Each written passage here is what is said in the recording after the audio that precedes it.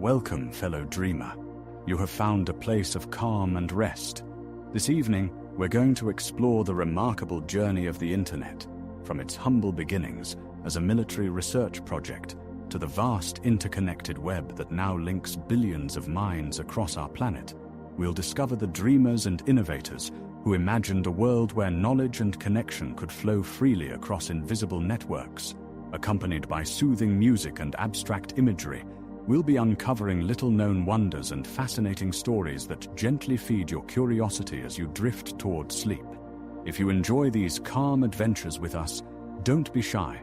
Like, subscribe, and leave a comment to help other smart sleepers dream too. And now, take a deep breath, let your body sink into comfort, and allow your mind to rest and your eyes to close as the tale unfolds before you. Before computers could speak to one another across vast distances, before networks of silicon and light connected the world, humanity had already spent more than a century learning to send messages through invisible channels. The story of the internet begins not with transistors and terminals, but with copper wires and crackling electrical pulses, with operators and switchboards, with the patient construction of systems that taught us how distance itself could be conquered. In the middle of the 19th century, the telegraph transformed human civilization in ways that seemed almost magical to those who witnessed it. Messages that once required weeks of travel by horse or ship could suddenly leap across continents in minutes. The telegraph wire, strung on wooden poles across prairies and deserts, threaded through cities and under oceans, created humanity's first truly instantaneous communication network.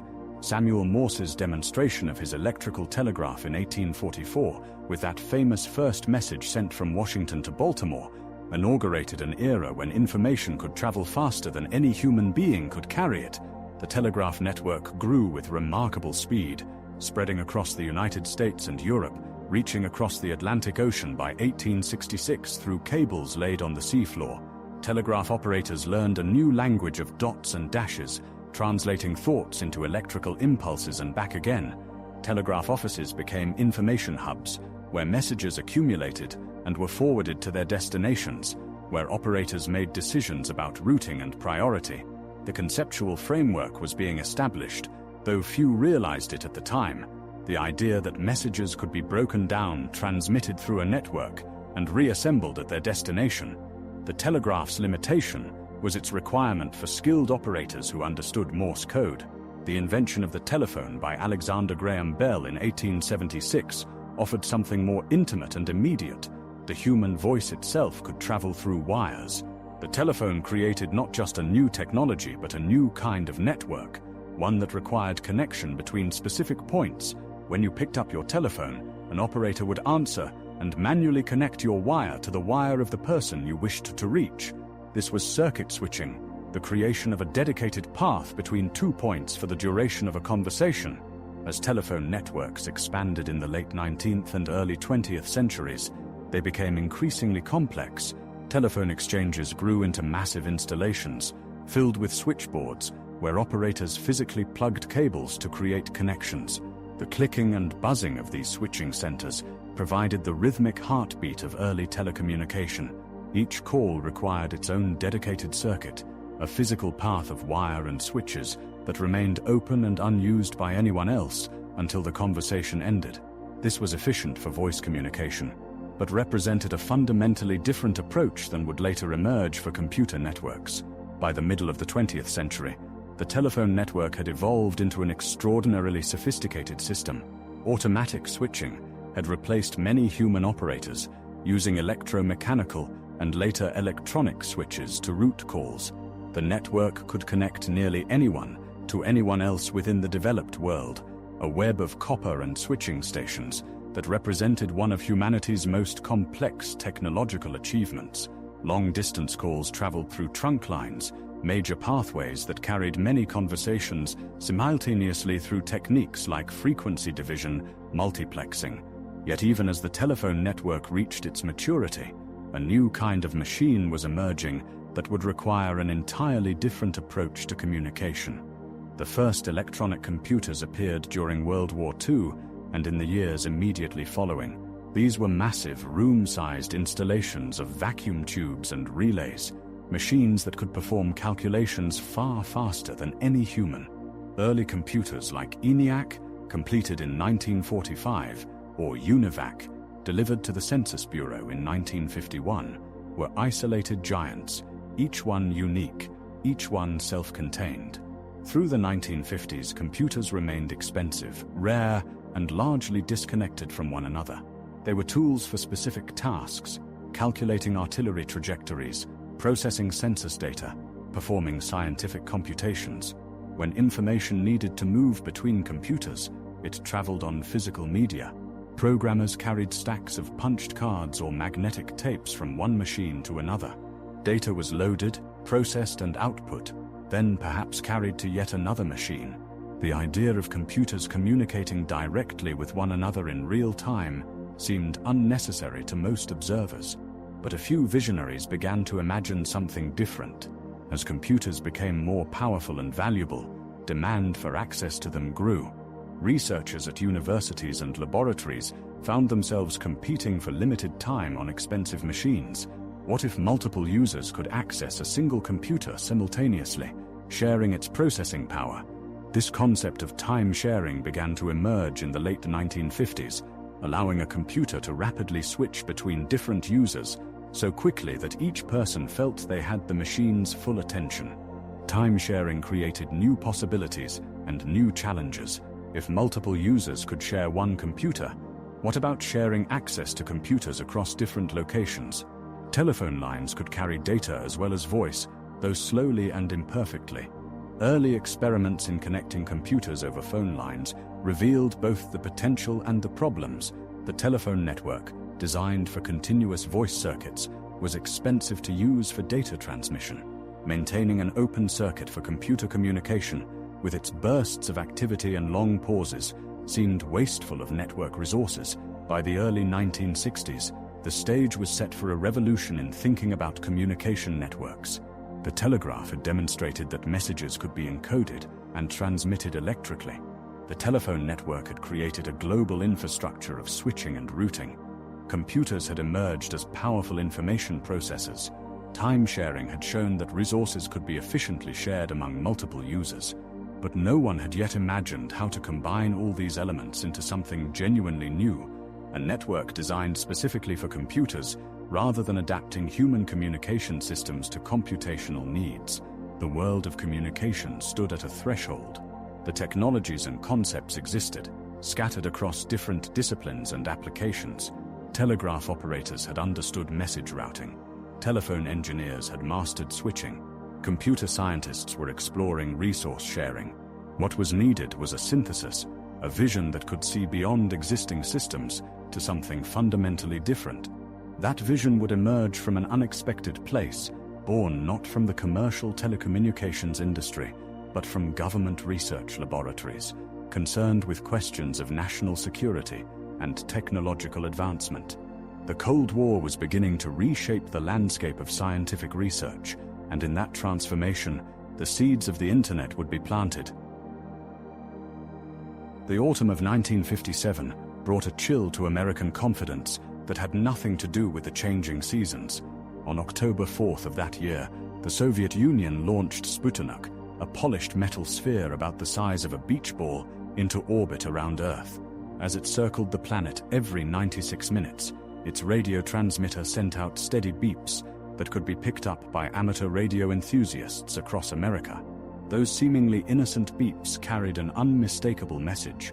The Soviet Union had achieved something the United States had not. The psychological impact rippled through American society like a stone dropped into still water. If the Soviets could place a satellite in orbit, they could potentially deliver a nuclear warhead to any city in America. The comfortable assumption of American technological superiority evaporated overnight. Newspapers ran alarmed headlines, politicians demanded answers, and parents looked at the night sky with new anxiety. The space age had begun, but America was watching from second place. President Dwight Eisenhower understood that the nation's response needed to be swift and substantial. Within the Pentagon and the halls of government, urgent discussions took place about how to ensure America would never again be caught off guard. The military services had been competing somewhat independently in their technological development, each branch pursuing its own research priorities. What was needed, many argued, was a centralized organization that could coordinate advanced research and maintain America's technological edge.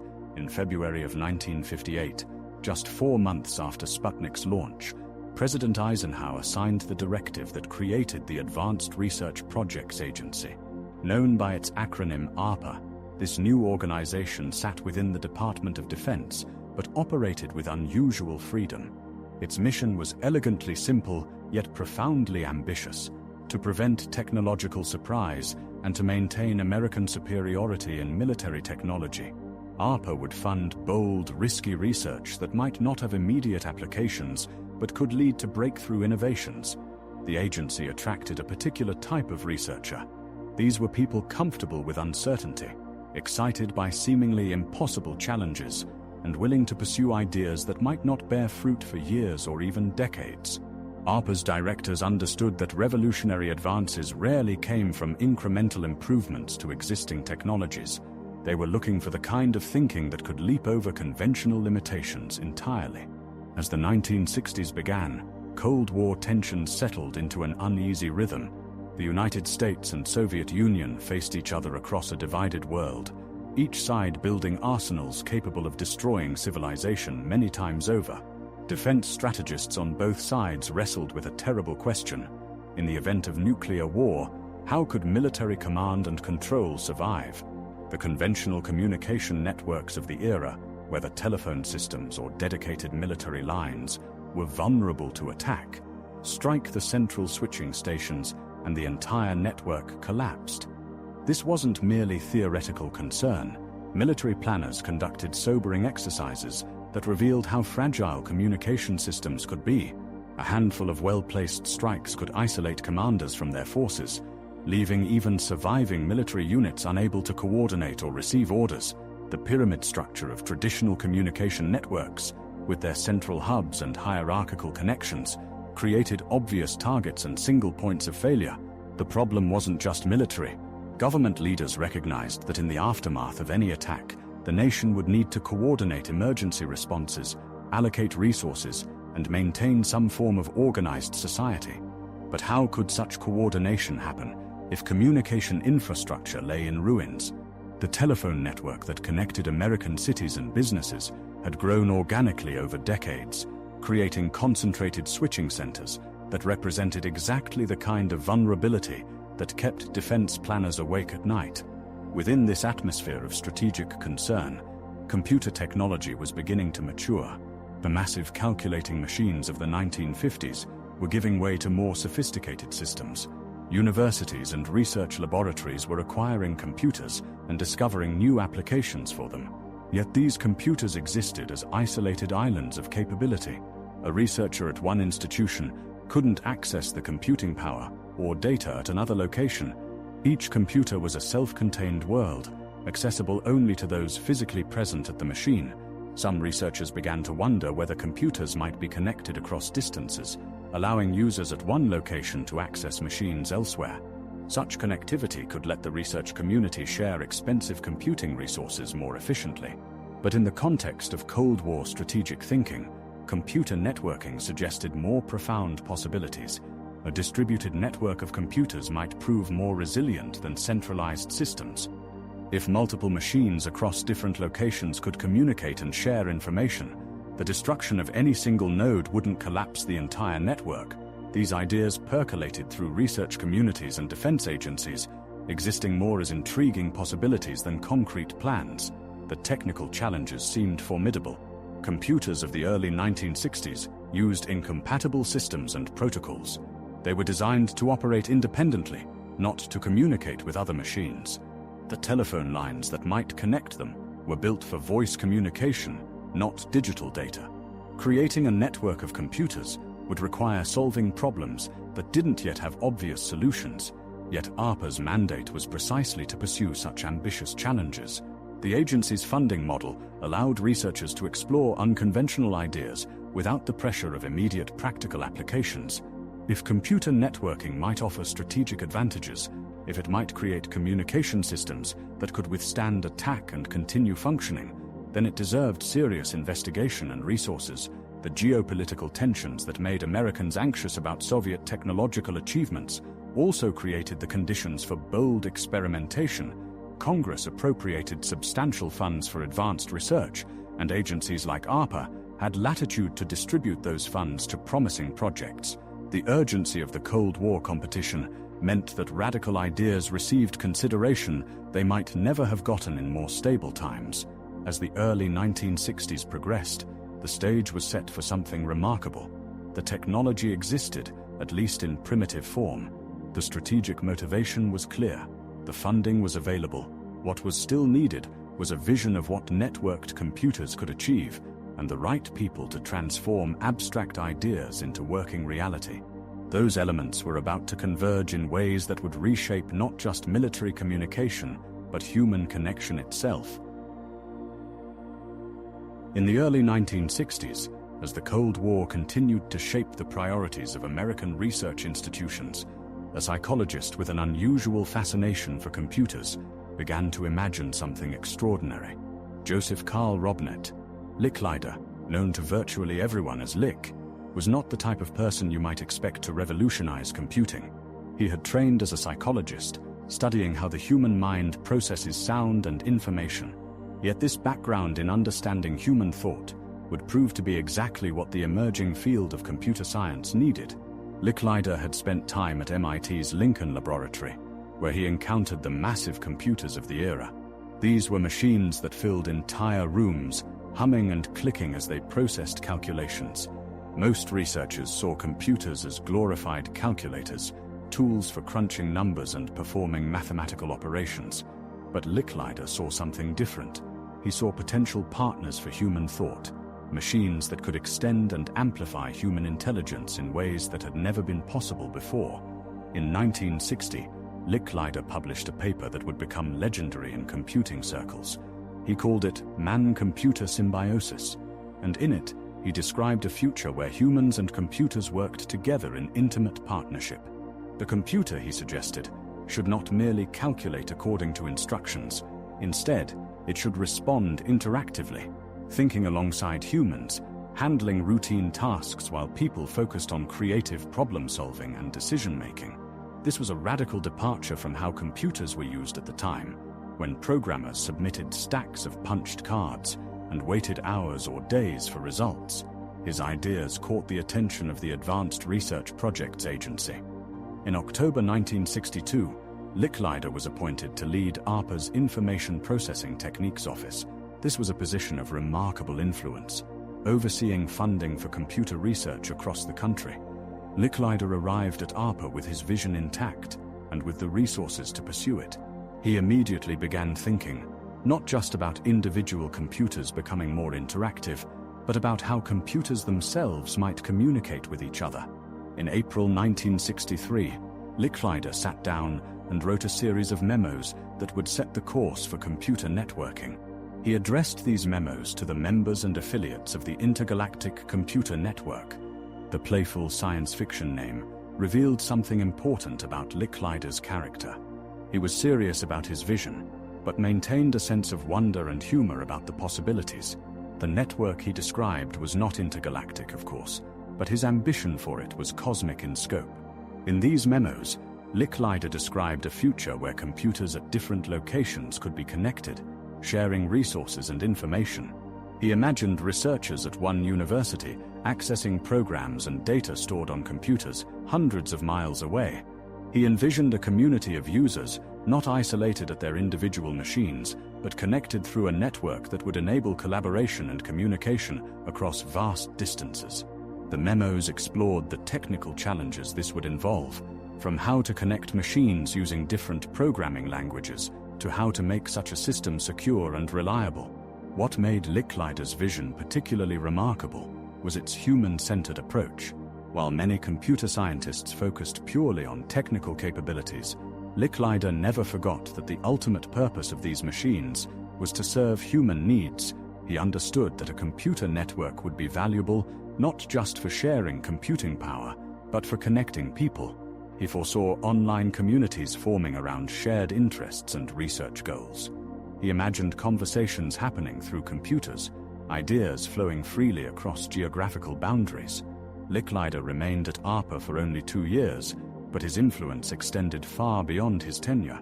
He established a culture of funding ambitious, forward-thinking research. He supported projects at universities across the country, creating a network of researchers who shared his vision of interactive computing and connected machines. He hired talented people who would carry forward his ideas, and he encouraged them to think expansively about what computers might become. The researchers Licklider supported began to take his vision seriously. At various institutions, engineers and computer scientists started thinking practically about how such a network might be built. They discussed it at conferences, corresponded about it in letters, and began to tackle the technical obstacles that stood between imagination and reality. How would computers with different operating systems communicate? How would information be routed from one machine to another across multiple connections?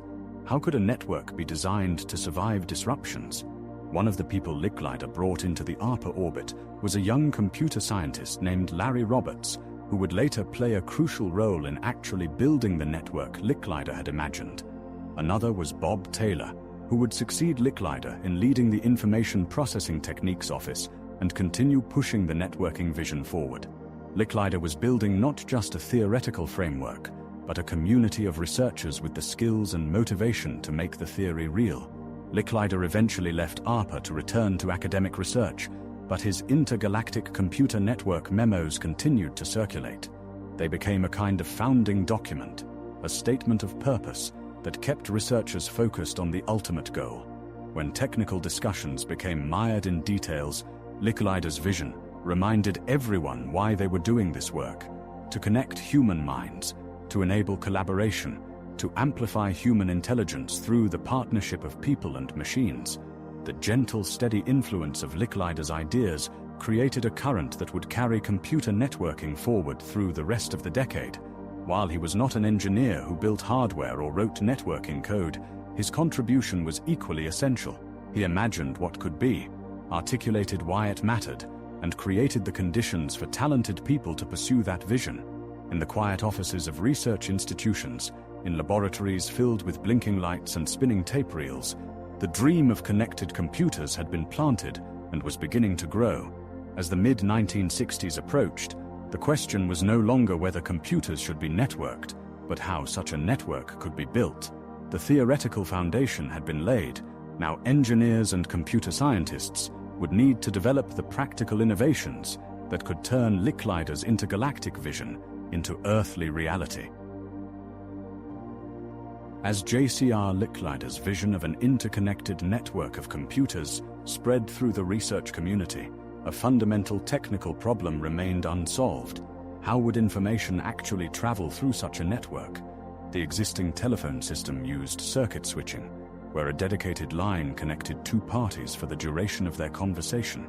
But computer communications were different, consisting of short bursts of data with long silences in between.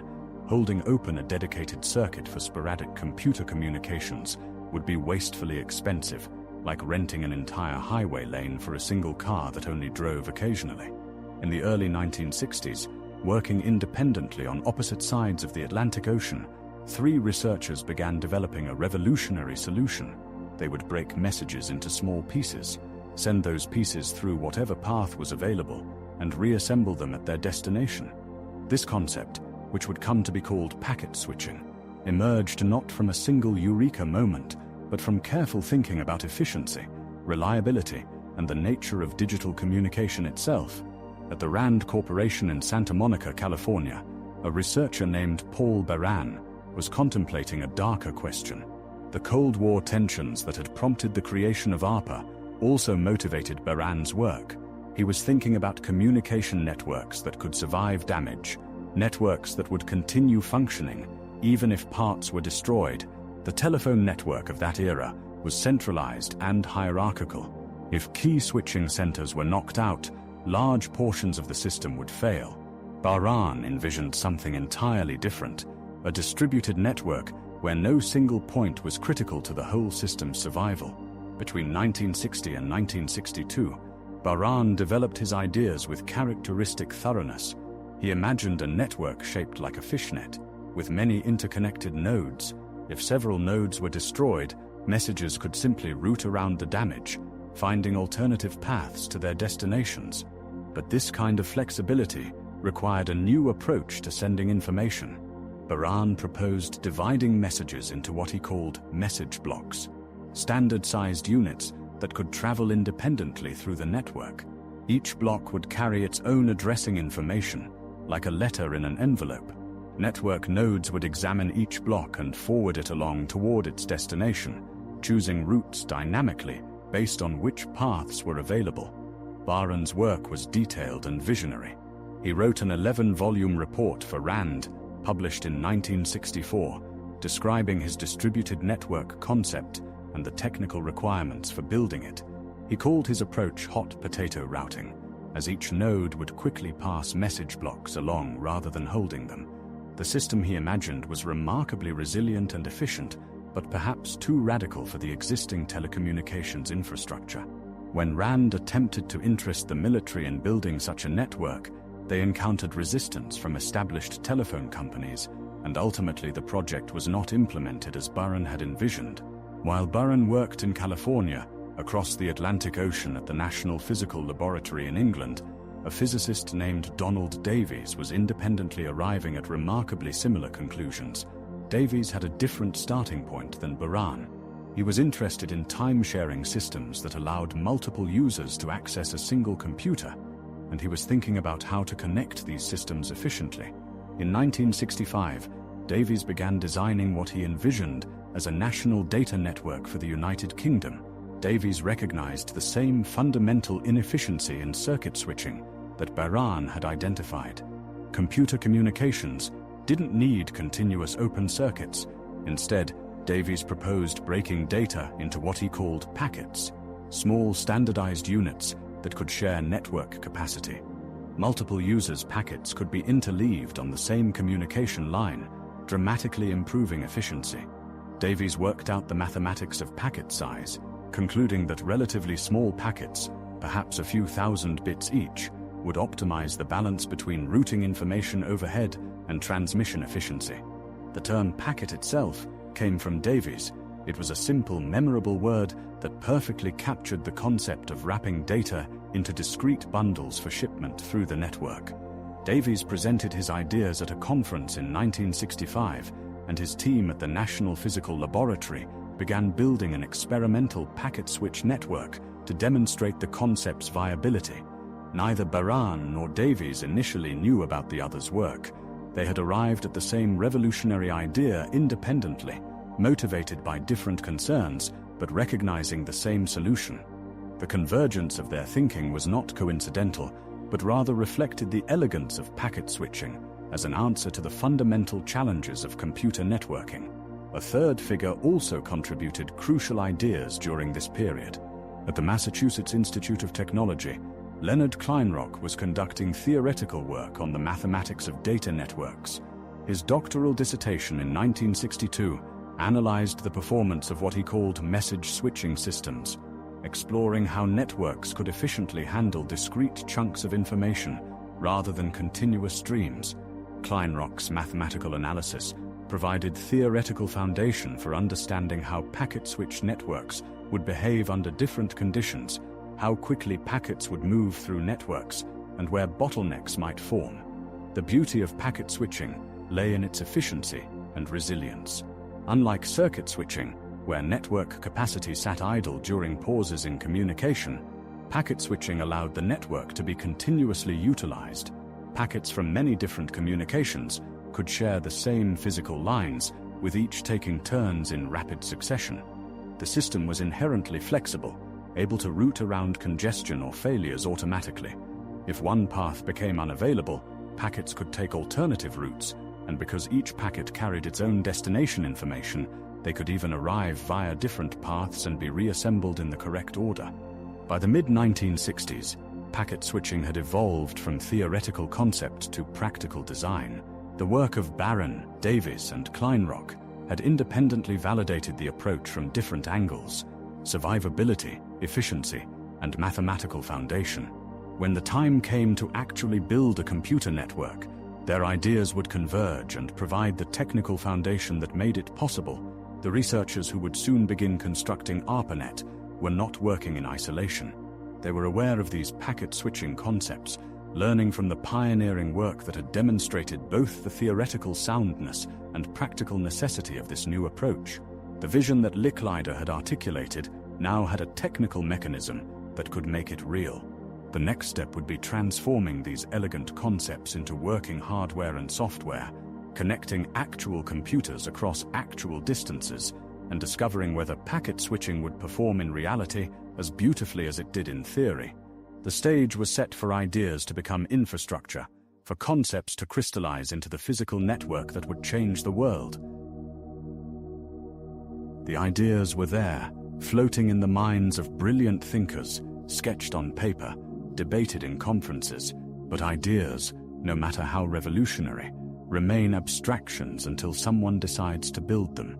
The year 1966 marked the transition from theory to practice, when the dream of a computer network began its journey into physical reality.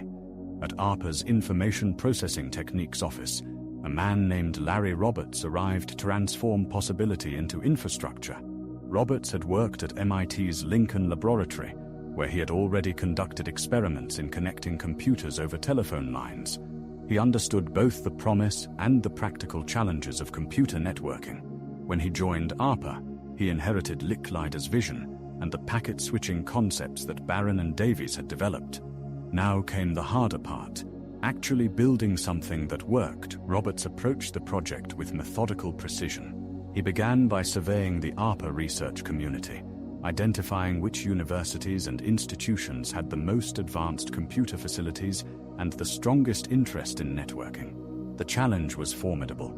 In the mid-1960s, computers from different manufacturers couldn't communicate with each other easily. Each machine had its own programming language, its own operating system, its own way of organizing and processing information. Creating a network that could connect these incompatible systems required careful architectural planning. The first crucial decision involved how to handle the communication burden. One approach would have been to modify each computer on the network, adding special software to handle the networking functions. But this would have been enormously complex, requiring coordination with multiple manufacturers and institutions.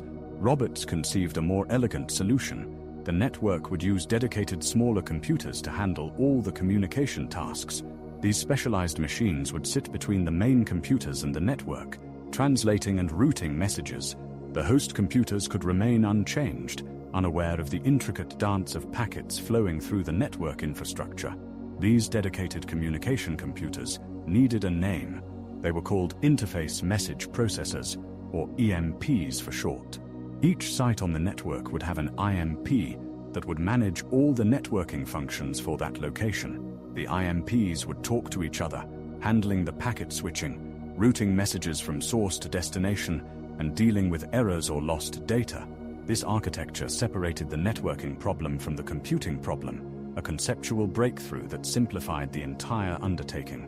In 1968, ARPA issued a request for proposals to build the Empedocles. Several companies submitted bids, but the contract went to Bolt, Beranek, and Newman, a Cambridge, Massachusetts consulting firm, known by its initials, BBN. The company had deep connections to the research community and employed talented engineers who understood both hardware and software. Frank Hart led the BBN team tasked with designing and building the MPs. Working alongside him were engineers like Robert Kahn, Severo Ornstein, and Will Crowther, names that would become important in networking history. The BBN team worked under intense pressure and tight deadlines. They had to design a specialized computer that didn't yet exist, write entirely new software to manage packet switching, and ensure the system would be reliable enough for serious research use. They chose to base their design on a rugged mini-computer made by Honeywell, then modified it extensively for networking tasks. The MP needed to be reliable because the entire network depended on these machines working continuously, forwarding packets without fail. While BBN built the MPs, Roberts and his team made other critical decisions. They determined that the network would initially connect 4 sites, chosen for their research importance and geographic distribution. The University of California at Los Angeles would host the first node, serving as the Network Measurement Center, where researchers would analyze the network's performance. The Stanford Research Institute would be the second node, hosting the Network Information Center. The University of California at Santa Barbara would be third, bringing their expertise in graphics and interactive computing. The University of Utah would be fourth, contributing their pioneering work in computer graphics. Each institution prepared for their role in this experimental network. At UCLA, a graduate student named Leonard Kleinrock, who had written his dissertation on queuing theory and communication networks, would lead the measurement efforts. At Stanford Research Institute, Douglas Engelbart, inventor of the computer mouse and a visionary of interactive computing, prepared to connect his systems. These weren't just random research sites. They were centers of innovation where brilliant minds were already pushing the boundaries of what computers could do. The summer of 1969 brought mounting anticipation. BBN completed the first MP and prepared to ship it across the country to UCLA. This refrigerator-sized machine, painted a subdued gray, represented years of theoretical work finally made tangible. On the last day of August, the MP arrived at UCLA's Boulter Hall. Technicians carefully installed it in room 3420, a space that would become historically significant as the birthplace of the operational network. The installation was both momentous and anticlimactic. The MPET hummed to life, its lights blinking in patterns that indicated normal operation. But it was just one machine, not yet connected to anything, like a telephone with no one to call. The real test would come when the second MPET arrived at Stanford Research Institute, when 2 sites could attempt to communicate through this new packet switch network. Roberts and his team had planned carefully, but they knew that bringing the network online would reveal unforeseen challenges. No one had built anything quite like ARPANET before. The packet switching theory seemed sound, but theory often encounters unexpected obstacles when meeting reality. The MPETs would need to prove they could reliably break messages into packets, send those packets across communication lines, and reassemble them correctly at their destination. Timing issues, electrical interference, software bugs, any number of problems could emerge. As September turned to October, the second MPET made its journey to Stanford Research Institute. Soon there would be 2 nodes, and then the real experiment could begin. The people involved understood they were participating in something potentially significant, though perhaps even they couldn't fully imagine how this small 4-node network would eventually grow and transform human communication. For now, the focus was simply on making it work, on proving that computers separated by hundreds of miles could exchange information through this new architecture. The stage was set, the hardware was in place, the software was ready for testing, and in a few weeks, researchers would attempt to send the first message across this network, typing characters that would travel not through traditional phone circuits, but through the revolutionary packet switch pathways that would eventually connect the world. The autumn evening of October 29, 1969, settled over Los Angeles with the kind of quiet that precedes moments of history. At UCLA's Boulter Hall, in room 3420, a small group of researchers gathered around an interface message processor, the refrigerator-sized computer that now connected them to a similar machine at Stanford Research Institute, some 350 miles north. The network that had been years in the planning was finally ready for its first real test. Professor Leonard Kleinrock led the team at UCLA, and among those present was a young programmer named Charlie Klein. The task before them seemed straightforward enough. They would attempt to log into the SRI computer remotely, typing the word logium and seeing if each character appeared on the distant machine. At Stanford Research Institute, programmer Bill Duvall waited at his console, ready to confirm what appeared on his screen. A telephone line connected the 2 sites, allowing the teams to communicate by voice as they worked, a backup channel that would prove essential. The room hummed with the ambient sound of computing machinery, that distinctive background chorus of fans and electronics that characterized computer centers of the era. The MP sat there, its panels and lights giving it an air of solid capability. This was not a test of the hardware alone, but of an entire concept, a way of thinking about how computers might speak to one another across distances that had once seemed insurmountable. Charlie Klein positioned himself at the terminal. The plan was simple in its elegance. He would type each letter of the word logium, and after each keystroke, he would ask Bill Duval over the phone what appeared at Stanford. The first letter, L, went out across the network, traveling through the UCLA MP, across the dedicated phone line, into the Stanford MP, and finally to the display terminal, where Duval sat watching. "Do you see the L?" Klein asked into the phone.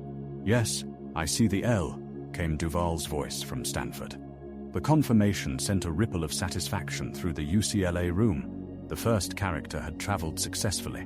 The packet switching theory, the careful engineering of the MPES, the protocols that had been designed and debugged, all of it was working. Klein pressed the next key, sending the letter O into the network. Again the question, again the confirmation. The O had arrived intact at Stanford.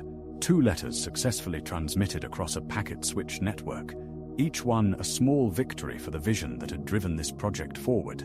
The researchers exchanged glances, quiet optimism building in the room.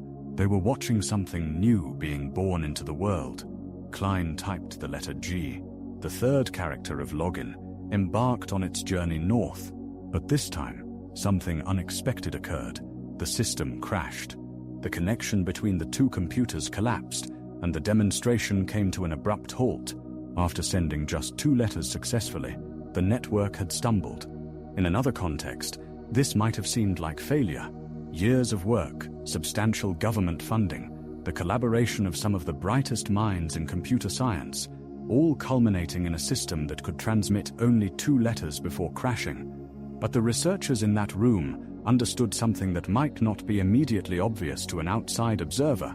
They had succeeded. The crash was not a fundamental flaw in the concept of packet switching or in the network architecture. It was a bug, a software problem that could be identified and fixed.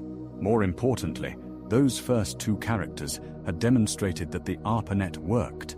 Data had been packaged into packets, transmitted across the network, reassembled, and displayed at a remote location exactly as intended. The theory had become reality. The vision that Licklider had articulated, that robots had engineered, that BBN had implemented in hardware, had proven itself viable in those first 2 successful transmissions. Within about an hour, the teams identified and resolved the issue. By the end of that evening, they could transmit the complete logum sequence, the first message sent across the ARPANET, if one counts only what arrived before the crash, was the humble 2-letter fragment, LOO. Some would later remark on the unintentional appropriateness of this, as if the network's first word was an abbreviated greeting, a casual LO spoken into a new frontier of communication.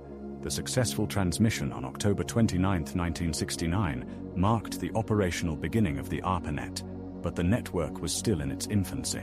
At that moment, only 2 nodes existed, UCLA and Stanford Research Institute, connected by a single link.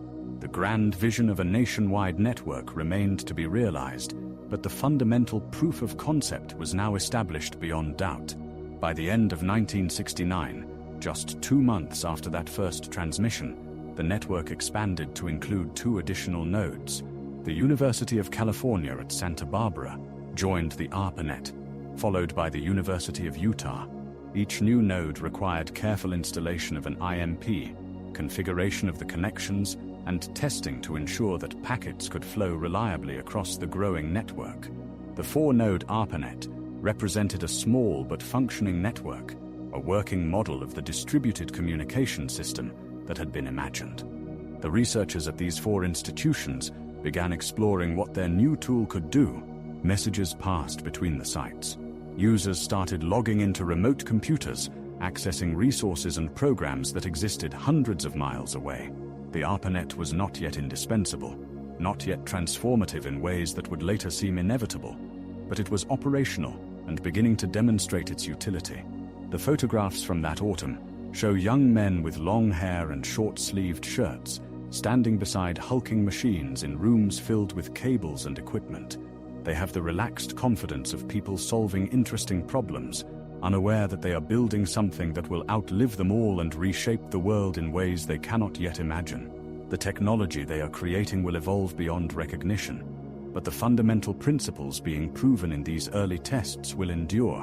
As 1969 drew to a close, the ARPANET existed as a functioning network connecting 4 sites. The first message had been sent, received, and confirmed. The foundation was laid for everything that would follow. The first message had been sent, the first nodes were operational, and by the end of 1969, 4 institutions stood connected by ARPANET's experimental network. Yet this was only the beginning. As the calendar turned to 1970, the real work of transforming a handful of connected computers into something resembling a genuine network began in earnest. The expansion happened gradually at first, like ripples spreading across a still pond.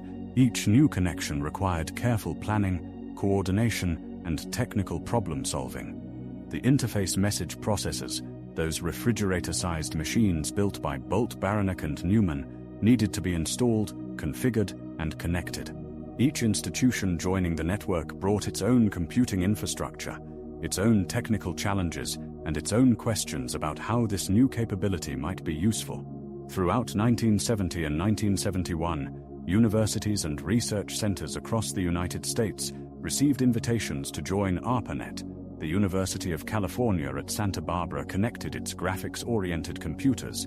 The University of Utah, with its pioneering computer graphics research, became another node. MIT joined, bringing its powerful computing resources. The RAND Corporation, where Paul Baran had first conceived of distributed networks, connected to the system. One by one, academic institutions and research facilities linked into this growing web of digital communication. The process was not always smooth. Engineers discovered that connecting computers was one thing, making them communicate effectively quite another. Different institutions use different computer systems, different operating systems, different programming languages. A researcher at one university might use a completely different type of machine than a colleague at another institution. Making these diverse systems understand each other required patience, ingenuity, and a willingness to develop new approaches to old problems. Network protocols emerged from this practical necessity. Protocols are simply agreed-upon rules for how computers should communicate, much like diplomatic protocols govern how representatives of different nations interact with proper understanding. The researchers working on ARPANET began developing standards for how data should be formatted, how messages should be addressed, how errors should be handled. These technical specifications, documented in papers called requests for comments, became the foundation for reliable network communication. The Request for Comment series deserves special mention for how it reflected the collaborative spirit of early network development. Rather than issuing rigid standards from a central authority, the network's technical community shared ideas, proposals, and solutions in these openly circulated documents. The very first RFC, written by Steve Crocker in 1969, established a tone of humble collaboration rather than authoritative decree. This tradition of open technical discussion would shape Internet development for decades to come. As ARPANET grew, something unexpected happened. The researchers who built this network to share computing resources discovered they were more interested in sharing messages with each other.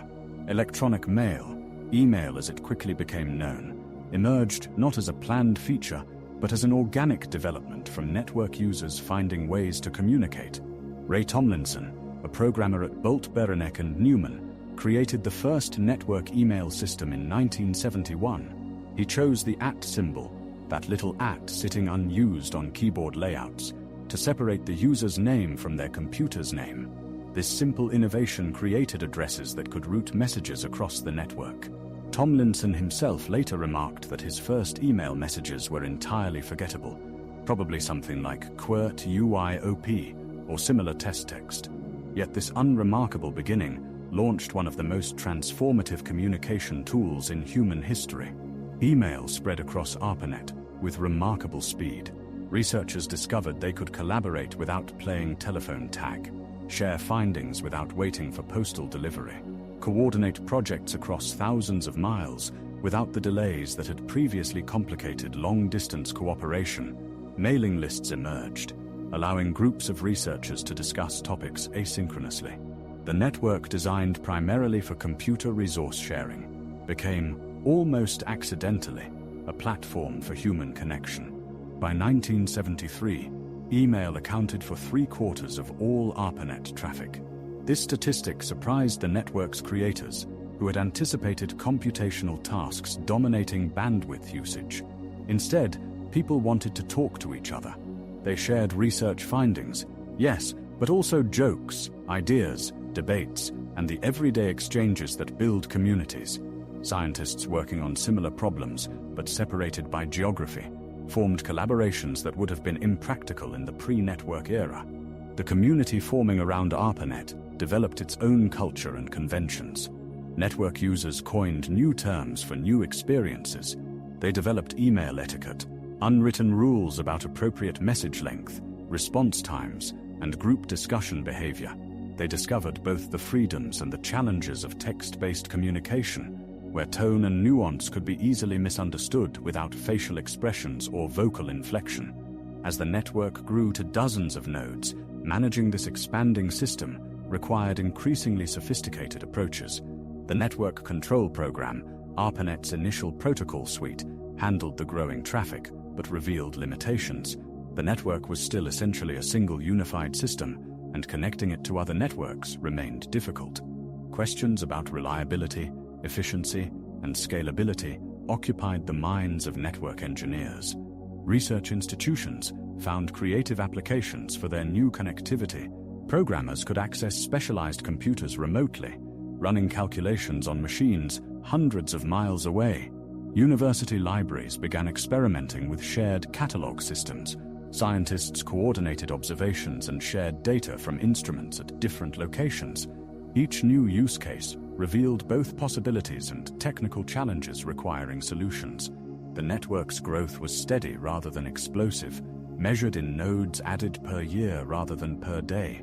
This gradual expansion allowed the community to address problems as they arose, to refine protocols based on real-world experience, to build institutional knowledge about network operation and maintenance. The researchers weren't just connecting computers, they were learning how networks behaved, how traffic patterns emerged, how distributed systems could be managed. By the mid-1970s, ARPANET connected dozens of institutions across the United States. What had begun as an experiment involving 4 nodes had become a substantial research infrastructure.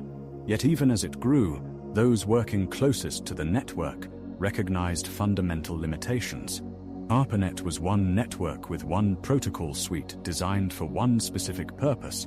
Other networks were emerging for different communities and different needs.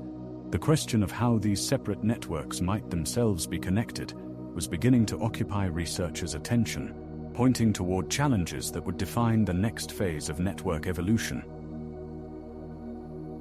As the 1970s unfolded and ARPANET grew from those first 4 nodes to encompass dozens of research institutions, a fascinating paradox emerged. The network that had been designed to connect computers was succeeding brilliantly at its task, yet this very success revealed a deeper challenge lurking beneath the surface. The problem wasn't that ARPANET didn't work. The problem was that it worked too well, and now other networks wanted to exist alongside it. Imagine a world where telephones in different cities couldn't call each other, because each municipality had built its own telephone system with incompatible technology. This was essentially the situation facing computer networks in the early 1970s. ARPANET hummed along beautifully, connecting research computers across America. But it wasn't the only network. Radio-based networks were being developed for mobile communication. Satellite networks promised to span oceans and continents. Other organizations were building their own specialized networks for specific purposes. Each network functioned internally, but they existed as isolated islands, unable to communicate with one another. The technical term for this challenge was internetworking, and it represented a puzzle that would require both engineering brilliance and conceptual creativity to solve. The word itself captured the essence of the problem. How do you create a network of networks? where each network maintains its own character and design while still participating in a larger conversation. In 1972, Robert Kahn arrived at the Advanced Research Projects Agency, bringing with him experience from his work on ARPANET and a particular interest in packet radio networks. Bob Kahn had an engineer's mind that naturally gravitated toward seeing connections between separate problems. He looked at the growing collection of incompatible networks and recognized that unless someone solved the inter-networking challenge, the future would fragment into disconnected technological territories. The elegant solution couldn't simply be forcing every network to adopt ARPANET's protocols. Different networks served different purposes. A satellite network spanning continents operated under completely different constraints than a local network connecting computers in a single building. What was needed was something more subtle, more flexible, something that could accommodate diversity while enabling connection. Kahn began sketching out ideas for a new kind of protocol, one that could serve as a universal translator between networks. In early 1973, he reached out to Vint Cerf, a young computer scientist who had worked on ARPANET's network control protocol while at UCLA. Cerf had moved to Stanford University, where he continued thinking deeply about network architecture. The two men made a natural partnership, Kahn with his systematic engineering approach, and Cerf with his talent for elegant abstraction. They began meeting regularly, sometimes at Stanford, sometimes at ARPA offices, filling blackboards with diagrams and possibilities. The conversations ranged across technical landscapes, exploring questions that had never been asked before. How do you move data between networks that operate at different speeds? What happens when packets travel through networks with different packet sizes? How do you maintain reliable communication when you can't control or even predict the path a message might take through multiple networks? The breakthrough came in recognizing that inter-networking required a layered approach. Rather than trying to create one massive, all-encompassing protocol, they conceived of a system where different protocols could handle different responsibilities. At the foundation would be a simple, minimal protocol focused solely on getting packets from one network to another. This protocol wouldn't guarantee delivery or worry about the order in which packets arrived. It would simply route data, treating each packet independently and making best effort attempts to deliver it across whatever networks lay between source and destination.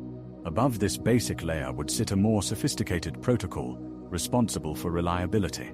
This higher-level protocol would ensure that data arrived complete and in the correct order, requesting retransmission of any packets that went missing along the way. By separating these functions, the system gained remarkable flexibility. The lower layer could adapt to any type of network, while the upper layer could provide consistent, reliable service, regardless of which networks the data traversed. During a morning session at a hotel in San Francisco in the spring of 1973, Cerf and Kahn sketched out the fundamental architecture of what they were calling an inter-network protocol. The drawing Cerf made that day, preserved through the decades, shows a simple diagram of networks connected by gateways, with protocols layered like geological strata. The elegance lay not in complexity, but in simplicity, in finding the minimal set of rules that could enable maximum connectivity. They wrote their ideas into a paper, working through revisions and refinements. The document they produced, titled A Protocol for Packet Network Interconnection, appeared in 1974 and laid out the conceptual foundation for inter-networking.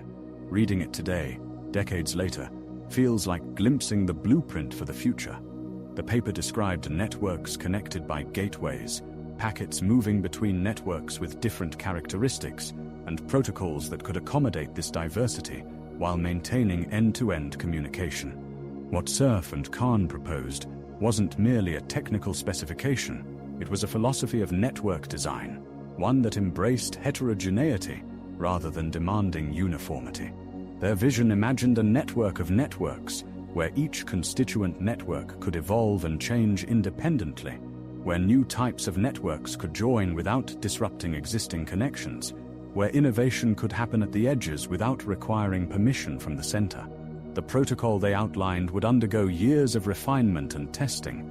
The concepts would be split and recombined, eventually emerging as two distinct protocols, the the Internet Protocol, handling basic packet routing between networks, and the Transmission Control Protocol, managing reliable data transmission. But the fundamental insights that emerged from those conversations between Kahn and Cerf in the early 1970s would endure.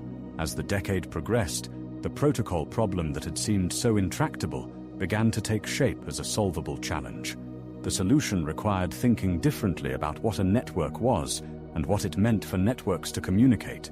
It required building flexibility into the foundation, creating systems that could adapt to unforeseen circumstances and accommodate technologies that hadn't yet been invented. In laboratories and university offices, researchers began examining these new ideas, testing them in small experiments, identifying problems and proposing solutions. The work was painstaking and methodical, the kind of careful engineering that builds cathedrals one stone at a time. And like those medieval builders, the people working on inter-networking protocols were constructing something whose full significance they could not entirely foresee, laying foundations for a structure that would eventually span the globe. The problem was clear, though the solution remained tantalizingly out of reach. By the early 1970s, researchers had successfully built ARPANET, and other networks were emerging with different designs and purposes. But these networks couldn't talk to each other. They were like isolated islands, each speaking its own dialect, unable to share information across their boundaries. The challenge wasn't simply connecting more computers to a single network. The real question was far more profound. How could you connect different networks together, creating a network of networks? This inter-networking problem occupied the minds of some of the most creative thinkers in computer science. In the quiet hours of research laboratories and university offices, a new generation of pioneers worked to solve a puzzle that previous networking protocols hadn't been designed to address. The existing network control protocol that governed ARPANET worked beautifully within its own domain, but it made assumptions that didn't hold true when trying to bridge fundamentally different types of networks. Two researchers in particular would forge the path forward. Vinton Cerf, a young professor with a gentle manner and an already receding hairline that gave him a distinguished appearance beyond his years, had worked on ARPANET since his graduate studies at UCLA. Robert Kahn, who went by Bob, had joined ARPA after working on the ARPANET design at Bolt Beranek and Newman. In the spring of 1973, these two men began collaborating on what would become one of the most important technical achievements in computing history. Their conversations often took place in hotel rooms and conference spaces as they traveled to various research gatherings. The work required them to think differently about networks. Rather than designing a protocol for a specific network architecture, they needed to create something more universal, something that could work across networks with radically different characteristics. A packet radio network had different properties than a satellite network, which differed from the land-based connections of ARPANET. How could you design rules that accommodated all of them? The breakthrough came from accepting diversity, rather than trying to impose uniformity. Cerf and Kahn realized they needed to work at a higher level of abstraction. Each individual network could continue operating according to its own internal rules. What mattered was creating a common language that could work across the boundaries between networks. They began sketching out ideas for a protocol that treated each network as a black box, making minimal assumptions about how it operated internally.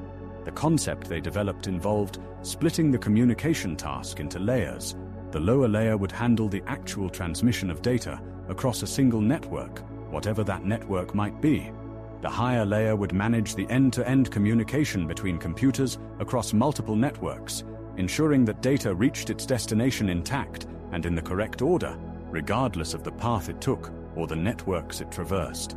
This layered approach had elegant implications. It meant that as new network technologies emerged, they could be incorporated into the system without redesigning everything. It meant that if one path through the network failed, data could be automatically rerouted through another path. It meant true resilience and flexibility. By September 1973, Cerf and Kahn had developed their ideas enough to present them publicly. At a meeting of the International Network Working Group in Sussex, England, they outlined their vision for inter-networking. The ideas were revolutionary enough that many in attendance struggled to grasp the full implications. This wasn't just about making networks bigger.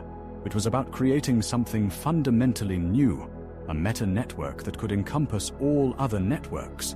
The technical paper followed in 1974, published with the rather modest title, A Protocol for Packet Network Intercommunication. Within its pages, Cerf and Kahn described what they called the Transmission Control Program. This protocol would eventually split into two distinct protocols, the Transmission Control Protocol and the Internet Protocol, known universally by their initials, TCP and IP. The Internet Protocol would serve as the foundation, providing the basic addressing system that allowed data to find its way across network boundaries. Every computer connected to this inter-network would have an IP address, a numerical identifier that specified its location in the network of networks. IP would handle the routing of individual packets, making best effort attempts to deliver data across whatever networks lay between source and destination. Above this foundation, the Transmission Control Protocol would ensure reliable communication. TCP would break data into packets, number them in sequence, and verify that they all arrived correctly at their destination. If packets were lost or corrupted during transmission, TCP would handle retransmission. If packets arrived out of order, TCP would reassemble them correctly. It provided the reliability that applications needed, built on top of IP's flexible delivery system. But describing these protocols in a paper was just the beginning. The real work lay in implementing them, testing them, and refining them through actual use. Throughout the mid-1970s, Cerf led a working group that gradually transformed the initial concepts into functioning code. Researchers at various institutions wrote implementations for different types of computers and different operating systems. They tested these implementations, discovered problems, proposed solutions, and tested again. The process was painstaking and collaborative. Standards documents circulated as requests for comments, continuing the tradition established during ARPANET's development. These RFCs allowed researchers to share ideas, critique proposals, and build consensus around technical decisions. The TCP/IP protocols evolved through this iterative process, shaped by the collective wisdom of a growing community of network researchers. By 1978, the protocols had matured enough for serious testing across actual networks. Researchers conducted experiments connecting ARPANET with packet radio networks and satellite networks, the exact scenario that had motivated the inter-networking effort. The tests revealed both the promise and the challenges of the approach. The basic concepts worked, but details needed adjustment. One significant change came from splitting the original transmission control program into separate TCP and IP protocols. This separation, finalized around 1978, provided even greater flexibility. Applications that needed reliability could use TCP. Applications that prioritized speed over guaranteed delivery, like voice communication, could use IP directly or build other protocols on top of it. Through the late 1970s and into the early 1980s, TCP/IP gradually proved itself. The protocols were refined through version after version, each iteration incorporating lessons learned from testing and deployment.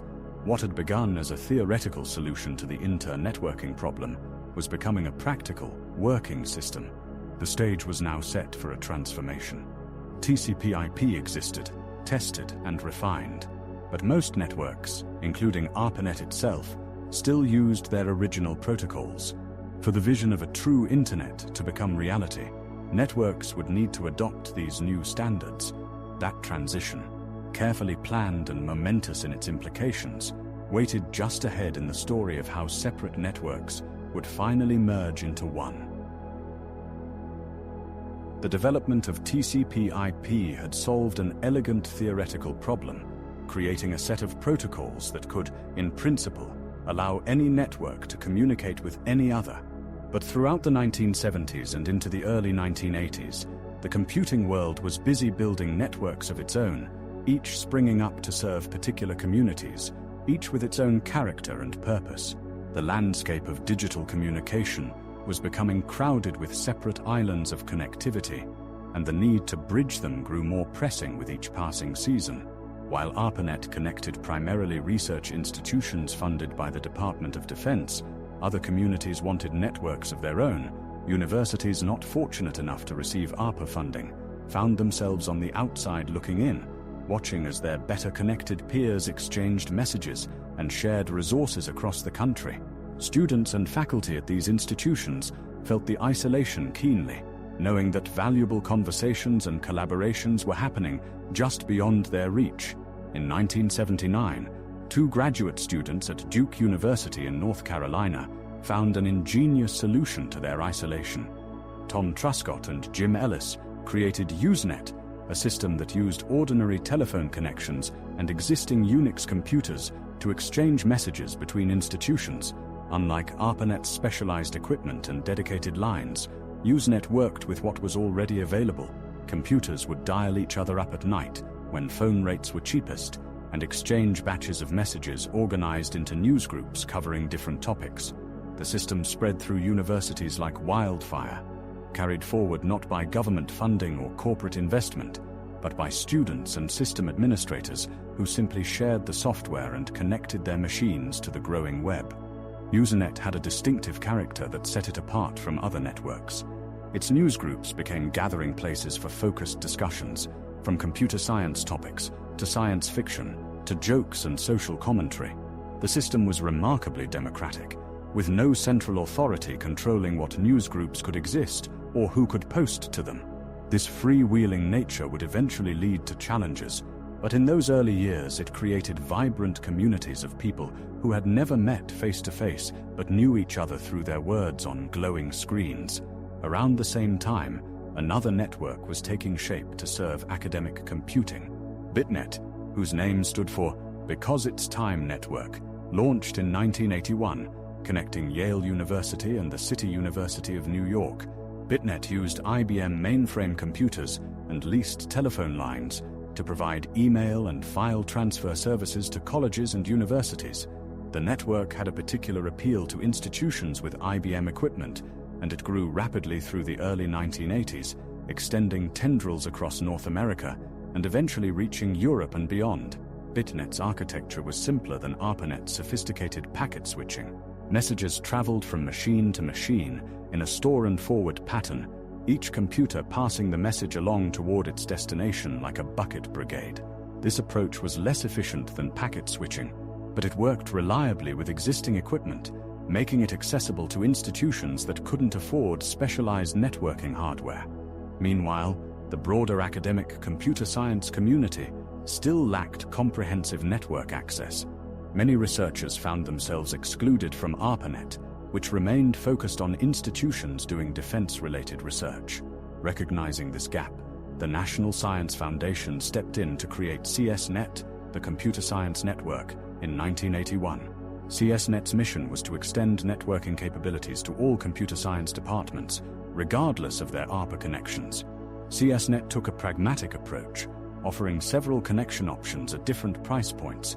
Institutions could choose dedicated high-speed connections if they could afford them, or dial-up access if their budgets were tighter.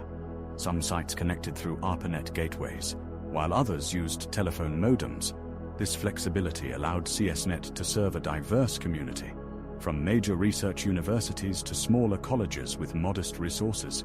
The proliferation of these networks created a patchwork of connectivity across the academic and research world. A professor at one university might use ARPANET, while a colleague at another institution relied on BitNet, and a third correspondent connected through CSNet. Each network had its own addressing conventions, its own technical peculiarities, its own communities and cultures. The boundaries between them created friction, like languages spoken in neighboring countries that couldn't quite understand each other. Gateway computers began to appear at the borders between networks, translating messages from one system's format to another's. These gateways were often maintained by dedicated individuals who saw the value in connecting communities and were willing to manage the technical complexity involved. Email addresses grew baroque and unwieldy as they specified routing paths through multiple networks, with strings of machine names and network identifiers that looked more like incantations than addresses. Beyond academic networks, Businesses were also discovering the value of digital communication. Companies built internal networks connecting their offices and facilities, often using proprietary systems from vendors like IBM or Digital Equipment Corporation. These corporate networks rarely connected to the outside world, existing as private islands of communication serving individual organizations. As the 1980s progressed, the inefficiency of this fragmented landscape became increasingly apparent. Researchers wasted time navigating the technical details of different networks instead of focusing on their actual work. Collaborations were constrained by connectivity, with partnerships forming along network boundaries rather than intellectual affinity. The promise of universal digital communication remained just that, a promise, as the reality remained a maze of incompatible systems. Yet this very problem was creating pressure for a solution. TCP/IP, already proven on ARPANET, offered a potential answer. The protocols designed specifically addressed the challenge of connecting different networks, creating a common language that could work across diverse systems. Some of the newer networks had begun implementing TCP/IP alongside their original protocols, hedging their bets on the future. The stage was set for a transformation. The networks existed, sprawling across institutions and continents. The protocols existed, refined through years of testing and improvement. What remained was the organizational will to bring them together, to declare a common standard and commit to the work of implementation. That moment was approaching, though few could have predicted exactly how the transition would unfold or what it would ultimately mean for the future of human communication. By the late 1970s, the landscape of computer networking had become wonderfully complex and somewhat chaotic. Multiple networks hummed with activity across research institutions, universities, and government facilities. ARPANET continued its steady work connecting major research centers. Usernet linked Unix computers through telephone lines, creating discussion forums that felt almost magical in their ability to bring together distant strangers. Bedtime served academic institutions with store and forward messaging. CSNet provided connectivity to computer science departments that couldn't access ARPANET. Each network had its own personality, its own protocols, its own way of moving information from place to place. Yet beneath this diversity lay a growing challenge. These networks operated like separate islands, each speaking its own language. A researcher on ARPANET couldn't easily communicate with someone on CSNet. Information that needed to travel between networks required complex gateways and translation mechanisms. The vision of universal connectivity remained frustratingly just beyond reach, visible but not yet tangible.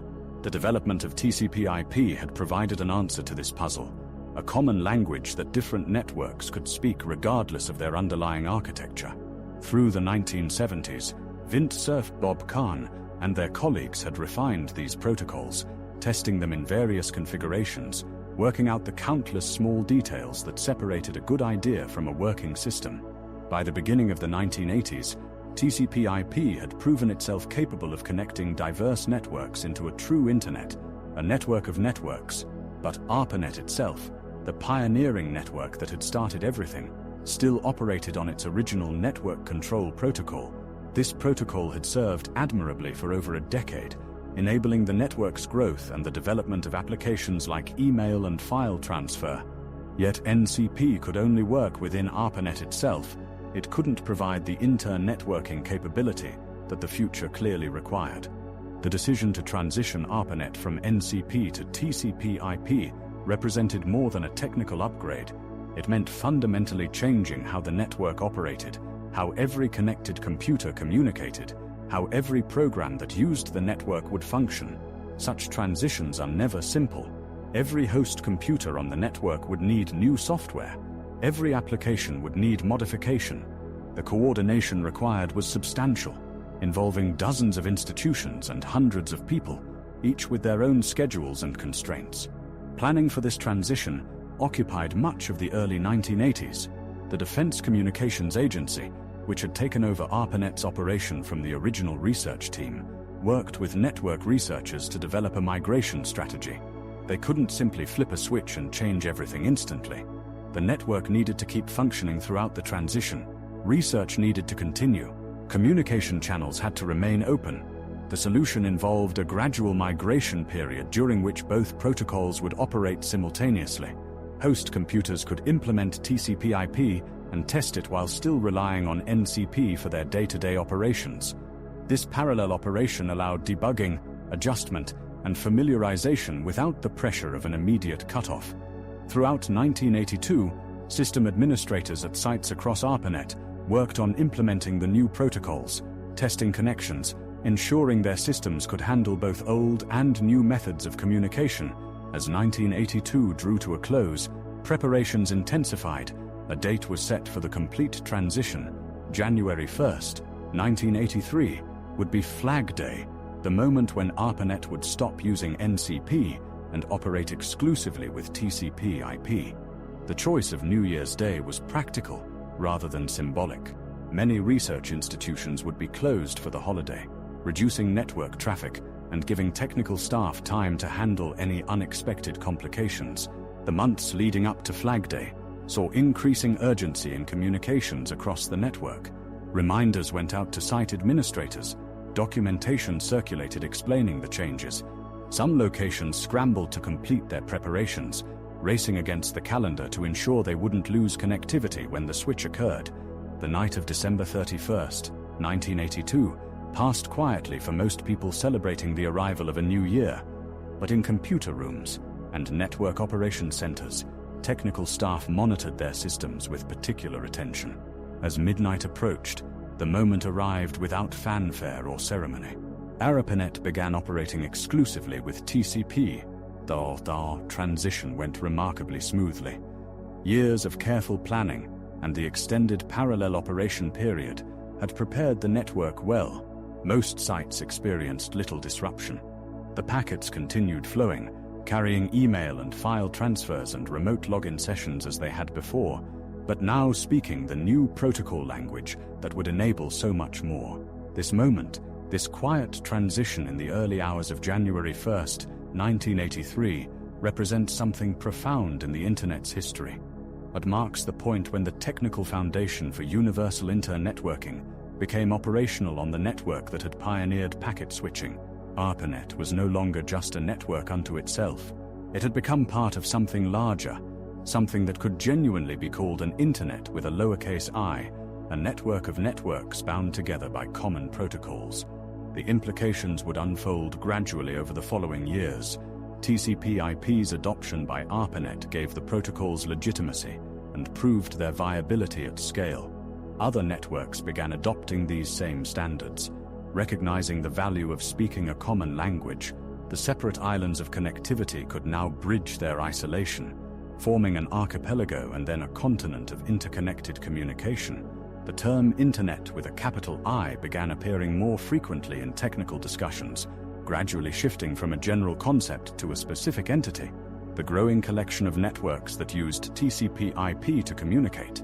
The January 1983 transition didn't instantly create the Internet as we know it today, but it established the technical foundation upon which everything else would build. In those early months of 1983, the network continued its work much as before, still primarily serving researchers and academic users, still relatively small in scale, yet something fundamental had changed. The architecture was now in place for unlimited growth, for connecting not just dozens of networks but thousands, for extending connectivity across continents and oceans, for eventually reaching into homes and pockets around the world. As winter turned to spring and the year progressed, the Flag Day transition faded from immediate consciousness, becoming simply the way things now worked. The network hummed along, carrying its packets of information, enabling collaboration and communication, quietly demonstrating that this new approach to internetworking was not just theoretically sound, but practically viable, ready to support the explosive growth that was coming. The Internet now existed as a functioning reality, its protocols standardized, its networks speaking a common language. But as 1983 turned into 1984, those who worked with this remarkable system faced a peculiar problem, one that might seem almost quaint in its simplicity, yet proved fundamental to everything that would follow.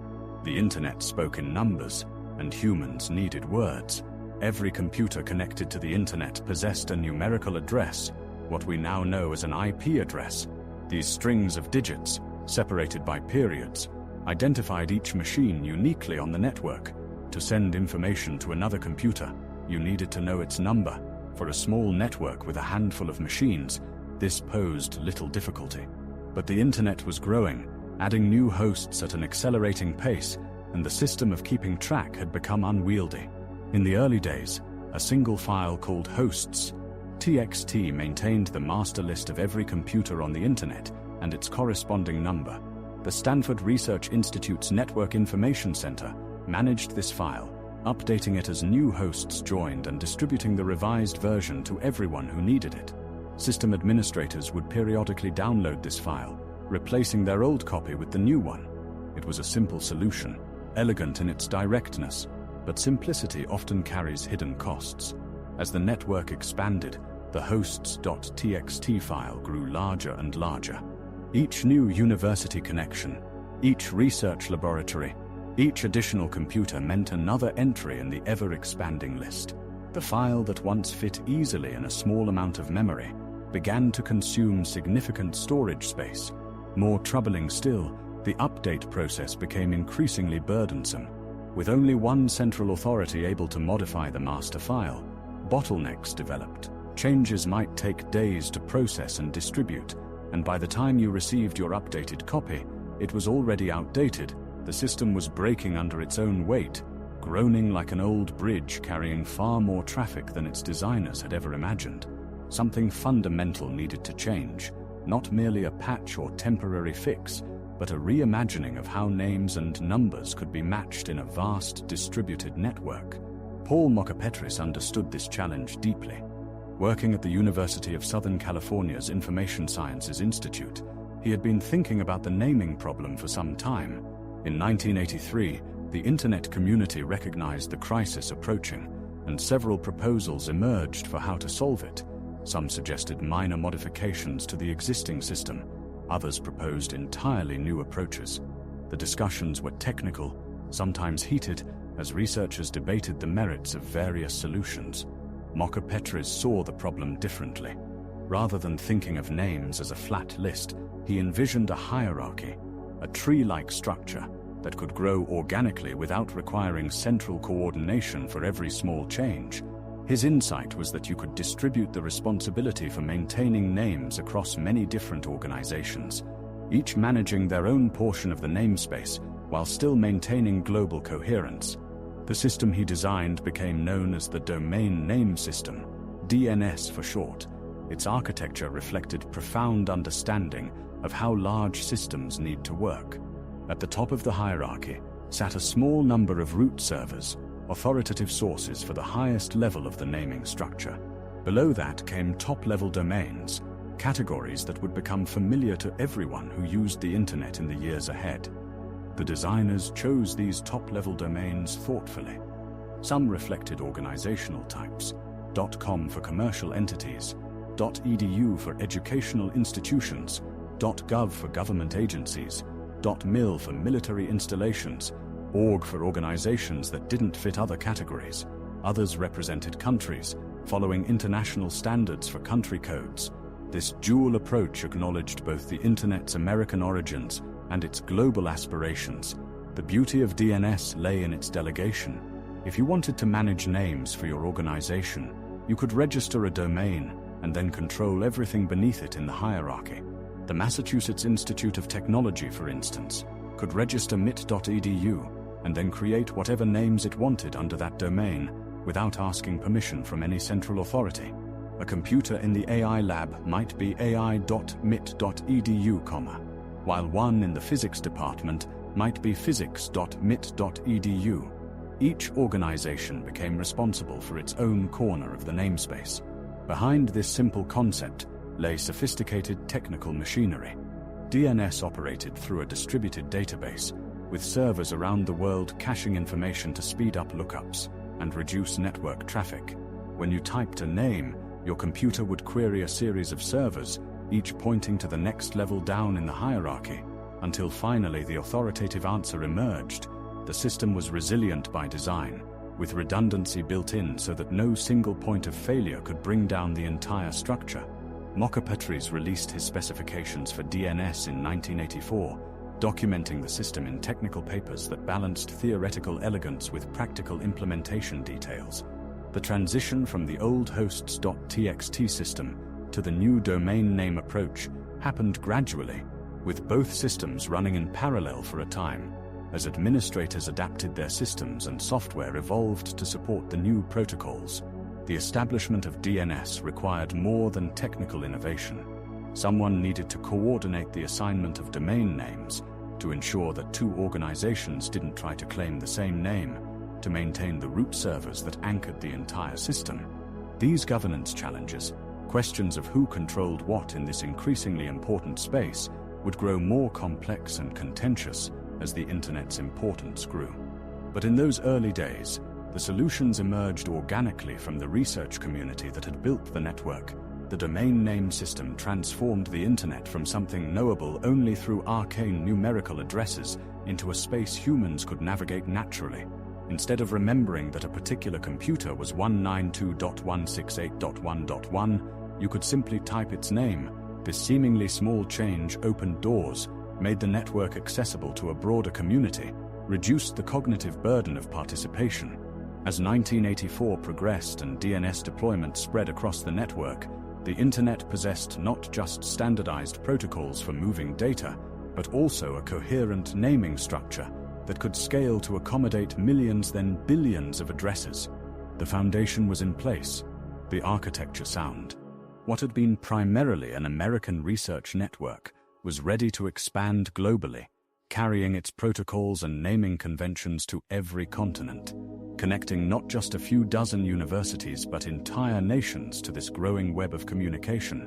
The work of these protocol designers and system architects, creating standards and structures that could accommodate unknown future growth, ensured that what came next would be possible. The Internet had its nervous system, its common language, and now its directory. The stage was set for expansion beyond anything its creators had imagined. With the domain name system established and the technical foundation solidified, the Internet of the mid-1980s stood ready for something remarkable.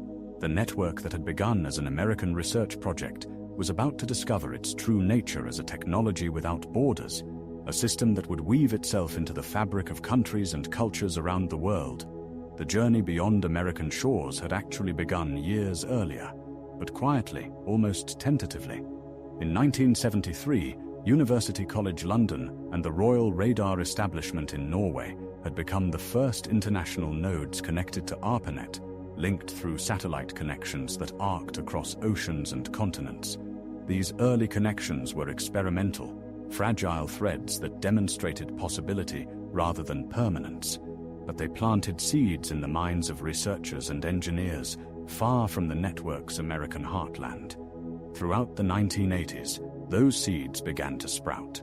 In Europe, various countries had developed their own national networks, each reflecting local needs and priorities.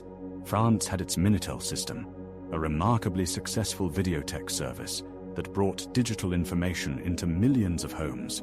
Britain's joint academic network, known as JANET, connected universities across the United Kingdom, Germany, the Netherlands, and Scandinavian countries, each built networks suited to their research communities and infrastructure. These networks existed in parallel universes, speaking different protocols and serving different purposes, but the promise of TCP/IP and the Internet's open architecture offered something irresistible: the possibility of connection. One by one, European networks began establishing gateways to the American Internet, creating bridges between isolated islands of connectivity. The process was neither simple nor straightforward. International telecommunications in the 1980s remained expensive and heavily regulated. Governments controlled telephone monopolies, and crossing borders with data meant navigating complex political and bureaucratic landscapes. Yet the researchers driving these connections shared something that transcended national boundaries: a belief in open communication and the free exchange of ideas.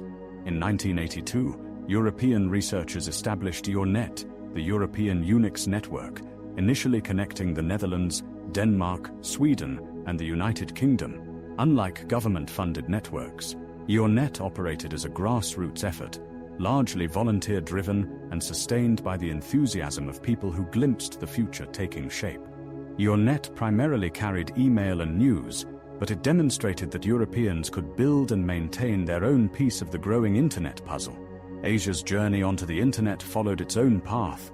Japan, with its advanced technology sector and strong research institutions, established connections in the mid-1980s. The Japan University Network, JUNET, began in 1984, linking universities using the same Unix-based protocols that powered much of the early internet. By 1989, Japan had established direct connections to the United States, ending its reliance on relay points and securing its place in the internet's expanding geography. Australia found itself in a particularly challenging position. Located far from the network's centers of activity and separated by vast oceans, Australian researchers faced daunting technical and financial barriers, yet they persevered, establishing AARNet, the Australian Academic and Research Network, in 1989. The connection to the global internet transformed Australian research, ending the isolation that geography had long imposed. Each new country that joined the internet brought its own character to the network. Regional networks formed to coordinate national efforts and establish connections to the wider internet. Nordunet united the Nordic countries. BERN, the European Academic and Research Network, provided connectivity across much of Europe. These regional networks became building blocks, connecting clusters of countries before linking those clusters together. The challenges extended beyond technical matters. Language differences, time zones, and cultural expectations all shaped how different regions experienced and used the internet. Yet the network demonstrated a remarkable flexibility, an ability to accommodate diversity while maintaining coherence. The protocols didn't care what language people spoke or which currency they used. Data packets flowed indifferently across political boundaries that had shaped human affairs for centuries. Developing nations faced steeper paths to connectivity. The infrastructure requirements alone presented formidable obstacles. Installing and maintaining the necessary telecommunications equipment demanded resources that many countries struggled to provide. Yet even in regions with limited resources, visionaries worked to bring their nations online, recognizing that exclusion from this emerging global network carried its own costs. By the late 1980s, the internet had evolved from an American network with a few international connections into something genuinely global, a system spanning continents and connecting increasingly diverse communities. The number of networks connected to the internet grew steadily, and with it, the number of people who could communicate across borders with unprecedented ease. This global expansion brought new complexities. Questions of governance became more pressing as the internet ceased to be primarily an American concern. How should international coordination occur? Who should set standards and make decisions affecting users worldwide? These questions lacked simple answers, but the internet community approached them with the same collaborative spirit that had built the network itself. Organizations emerged to address these challenges. The Internet Engineering Task Force continued its work developing technical standards, but with increasing international participation, the growing complexity of managing domain names and IP addresses led to discussions about how to coordinate these resources globally. The internet was becoming too large and too important for informal coordination alone. The spread of the internet also highlighted disparities. Countries with advanced telecommunications infrastructure could join readily, while others struggled. Wealthy institutions gained access while resource-poor organizations remained isolated. These digital divides would become more apparent and more consequential as the internet's importance grew. Yet the technology itself remained fundamentally open, available to anyone who could establish the necessary connections. As the 1980s drew toward their close, the internet had truly become international, a network of networks spanning the globe. What had started as an American research project funded by the Department of Defense had evolved into something larger than any single nation or institution. The network had discovered its destiny as a global communications platform, connecting researchers, students, and eventually millions of ordinary people across every continent except Antarctica. The stage was now set for the next transformation, one that would take the internet beyond academic and research communities into the broader public consciousness. New ideas were stirring, new visions of what this global network might become and what it might mean for human communication and knowledge sharing. In a laboratory in Switzerland, one researcher was about to propose something that would change everything about how people experienced and understood the internet. As the 1980s drew to a close, the internet had spread across continents, connecting research institutions and universities in an expanding web of digital communication. Yet for all its technical sophistication and growing reach, the network remained the domain of specialists who could navigate its command line interfaces and cryptic protocols.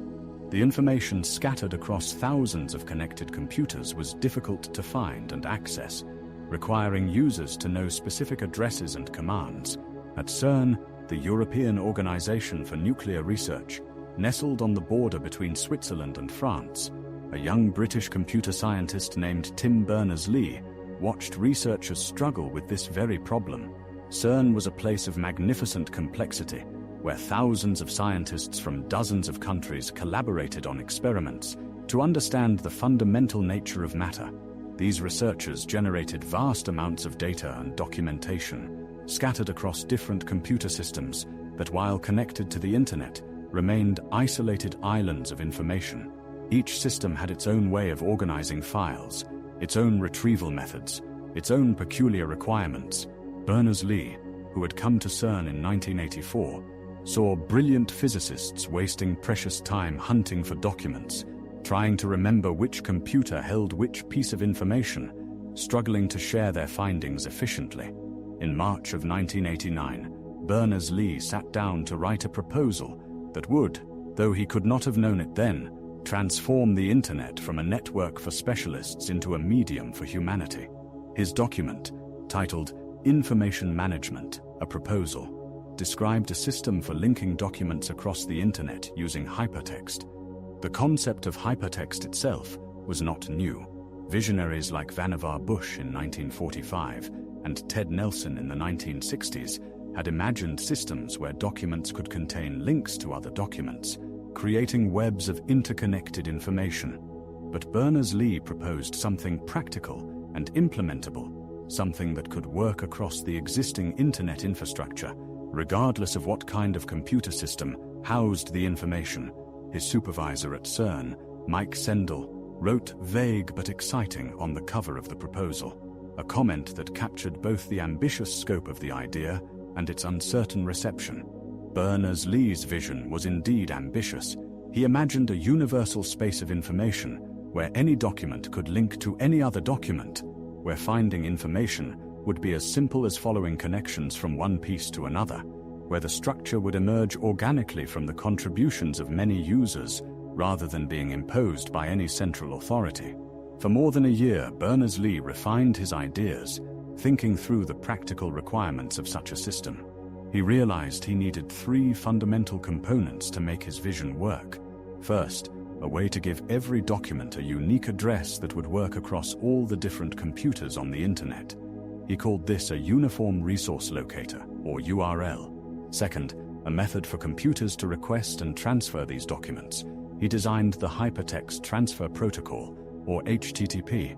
Third, a format for creating documents that could contain these links. He developed the Hypertext Markup Language, or HTML. In the autumn of 1990, using a sleek Next computer designed by Steve Jobs' company, Berners-Lee began writing the first web browser and the first web server. He worked with remarkable focus, translating his vision into working software. The browser he created was not merely a program for viewing documents, it was also an editor, allowing users to create and modify web pages directly. This reflected Berners-Lee's fundamental belief that the system should not divide people into passive consumers and active creators, but should enable everyone to contribute to the growing web of information. By Christmas of 1990, Berners-Lee had implemented all the basic components. The first web server ran on his Next computer, hosting the first website, which explained what the World Wide Web was, and how others could create their own web pages and servers. The first web browser allowed him to view and edit pages. He had created a complete working system, though at that moment it existed only in his office at CERN. Berners-Lee understood that for his creation to fulfill its potential, it needed to spread, to be adopted by others who would add their own information and create their own links. Throughout 1991, he worked to promote the system within CERN and the wider research community.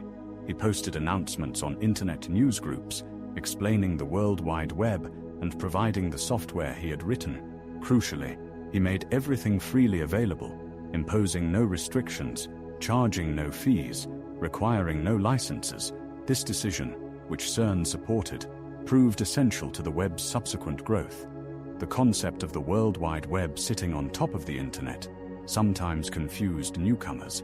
The internet itself was the infrastructure, the physical connections, the TCP/IP protocols that moved data from place to place, the routing systems that directed traffic across networks. The web was an application, a way of using that infrastructure, just as email was another way of using it. The internet provided the transportation system. The web provided a particular kind of vehicle for traveling on it, one that made navigation intuitive and information accessible to anyone who could click a link. Other researchers began installing web servers and creating pages.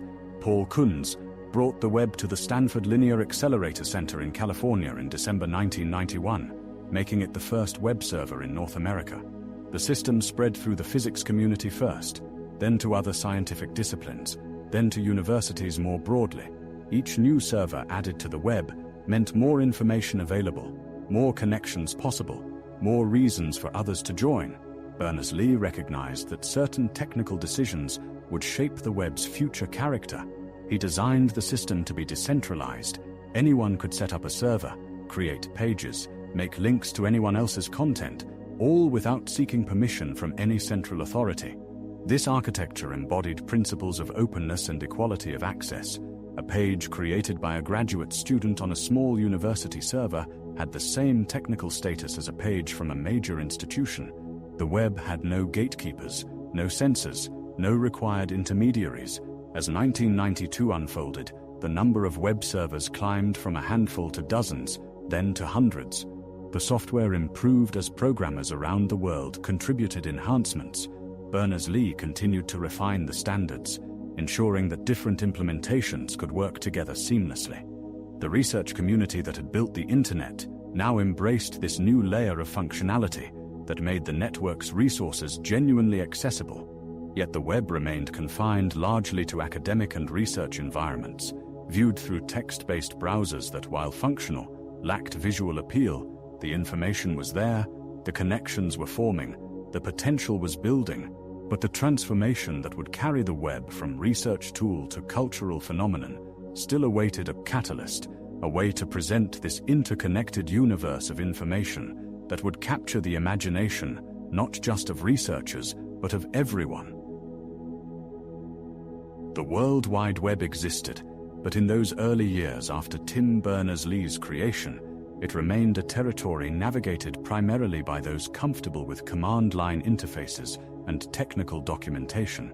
Text scrolled down black screens. Users typed cryptic commands. The web's potential was evident to researchers and academics who could see beyond these austere interfaces.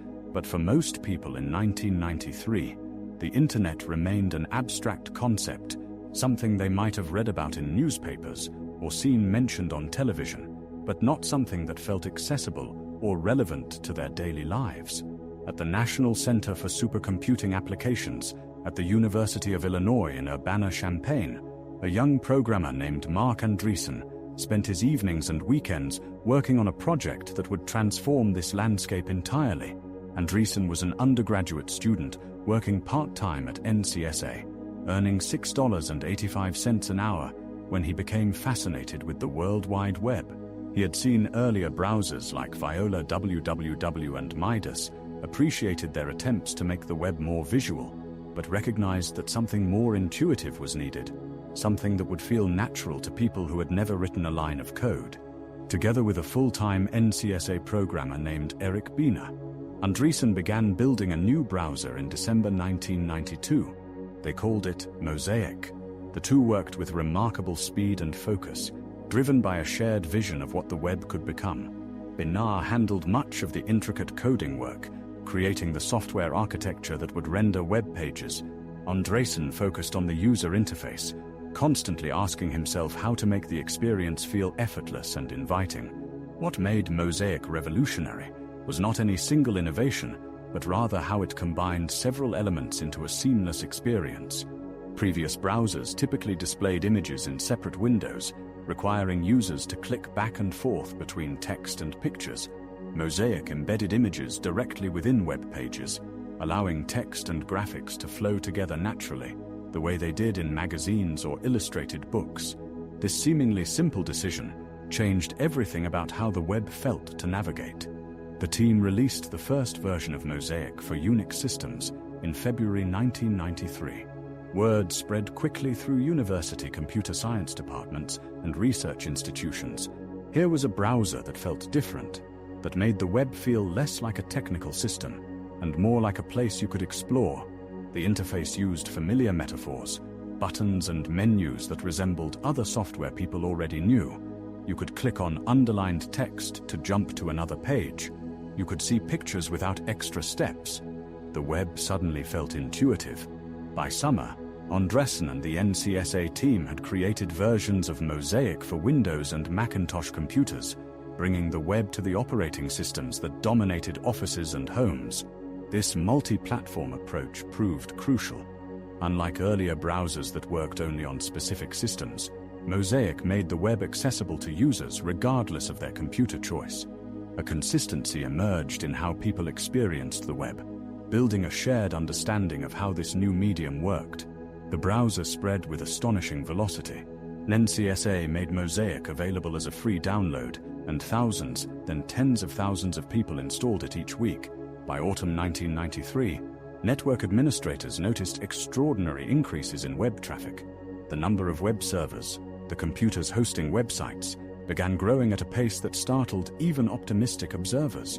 Where there had been approximately 50 web servers in the world at the beginning of 1993, by October, that number exceeded 500, and the growth showed no signs of slowing. Mosaic did something profound beyond its technical capabilities. It demonstrated possibility. People who installed Mosaic and clicked around the early web often experienced a moment of revelation, suddenly understanding what this internet thing might become. Journalists wrote articles trying to capture this excitement, describing the web as a new frontier, a digital library, an information revolution. Universities rushed to create websites. Companies began to wonder if they needed an online presence. The web was becoming visible to mainstream culture. The NCSA team continued refining Mosaic through 1993 and into 1994, adding features based on user feedback, fixing bugs, improving performance. The browser's popularity brought attention to the University of Illinois and to Andreessen himself. After graduating, he moved to California, where the ferment of Silicon Valley was beginning to focus intensely on internet possibilities.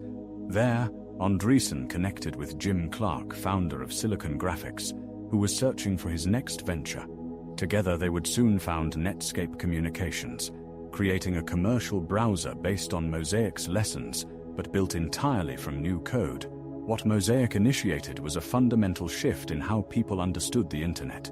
Before Mosaic, the internet was primarily a communication tool for academics, researchers, and technology enthusiasts, used for email, file transfers, and discussion groups. After Mosaic, the internet began transforming into a medium for publishing and discovering information, a space where anyone might eventually contribute content, and where exploring could become an everyday activity. The graphical interface proved essential to this transformation. Humans respond to visual information naturally. By making the web visual and intuitive, Mosaic removed barriers that had kept millions of potential users at a distance. You no longer needed to memorize commands or understand protocols. You could simply point and click, follow your curiosity from page to page, learning through exploration rather than instruction. Universities and research institutions suddenly found themselves needing to think about web presence. Libraries began digitizing collections and creating online catalogs. Museums explored virtual exhibitions. The early websites were often simple by later standards, but they represented something new, a way of sharing information that transcended physical location and traditional publishing constraints. A researcher in Tokyo could instantly access a document posted by a laboratory in Geneva. A student in Montana could explore collections at the Library of Congress. By late 1994, Time magazine had put the internet on its cover. Major newspapers created technology sections focused on the web. Television news programs ran segments explaining how to get online. Mosaic appeared in many of these stories, often shown with someone clicking through web pages, demonstrating how approachable this technology had become. The browser had made the invisible internet visible, and the complex simple.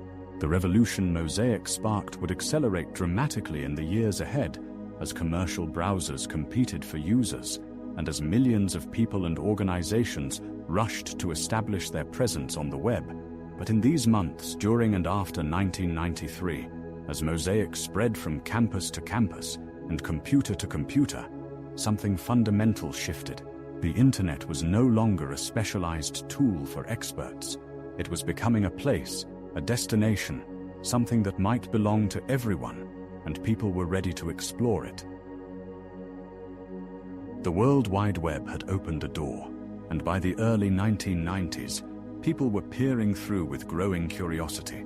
But for most Americans, most people around the world really, the internet remained something distant, something that belonged to universities and research laboratories and technology companies.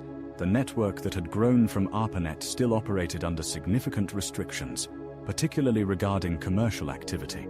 The backbone infrastructure funded by the National Science Foundation through NSFNet explicitly prohibited most commercial traffic. This was a network built for research and education, not for selling products or conducting business. Yet the winds of change were already blowing. The browsers had demonstrated something powerful. Ordinary people could navigate this digital landscape without special training, without programming knowledge, without being part of the technical priesthood that had built and maintained these systems.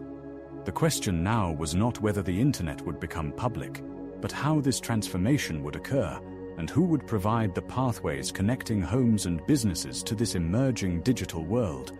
The National Science Foundation had been managing its backbone network since 1986, creating a high-speed infrastructure that connected supercomputing centers and research institutions across America.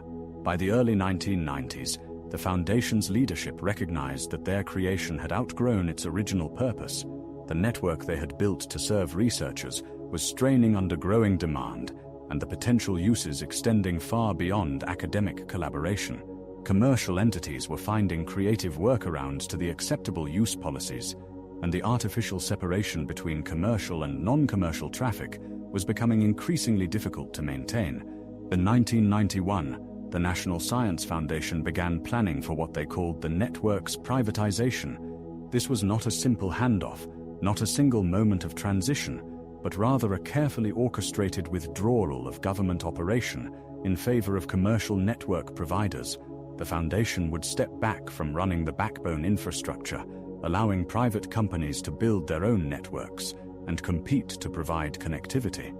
It was a bold experiment in allowing market forces to develop what had been government-funded infrastructure.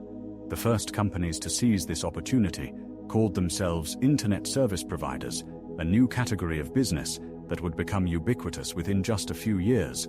Some were telecommunications companies, recognizing the internet as an extension of their traditional business.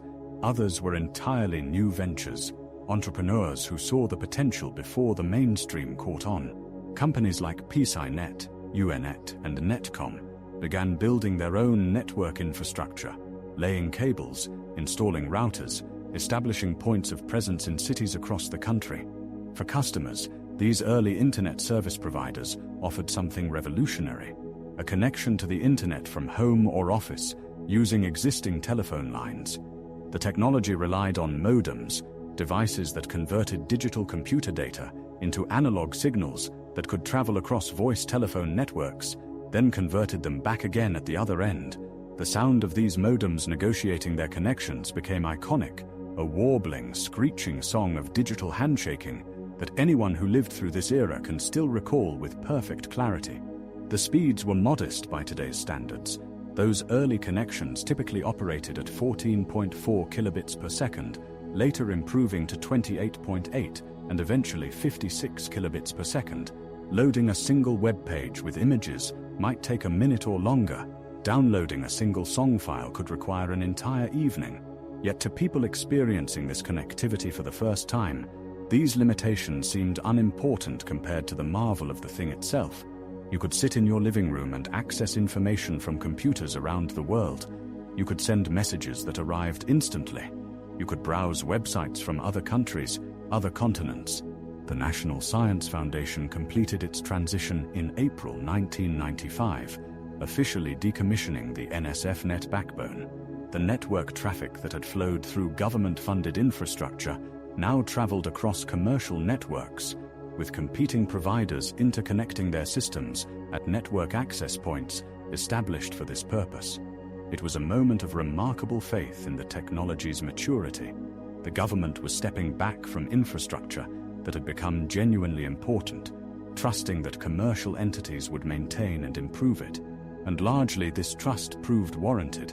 The competitive marketplace for internet connectivity drove rapid innovation and expansion.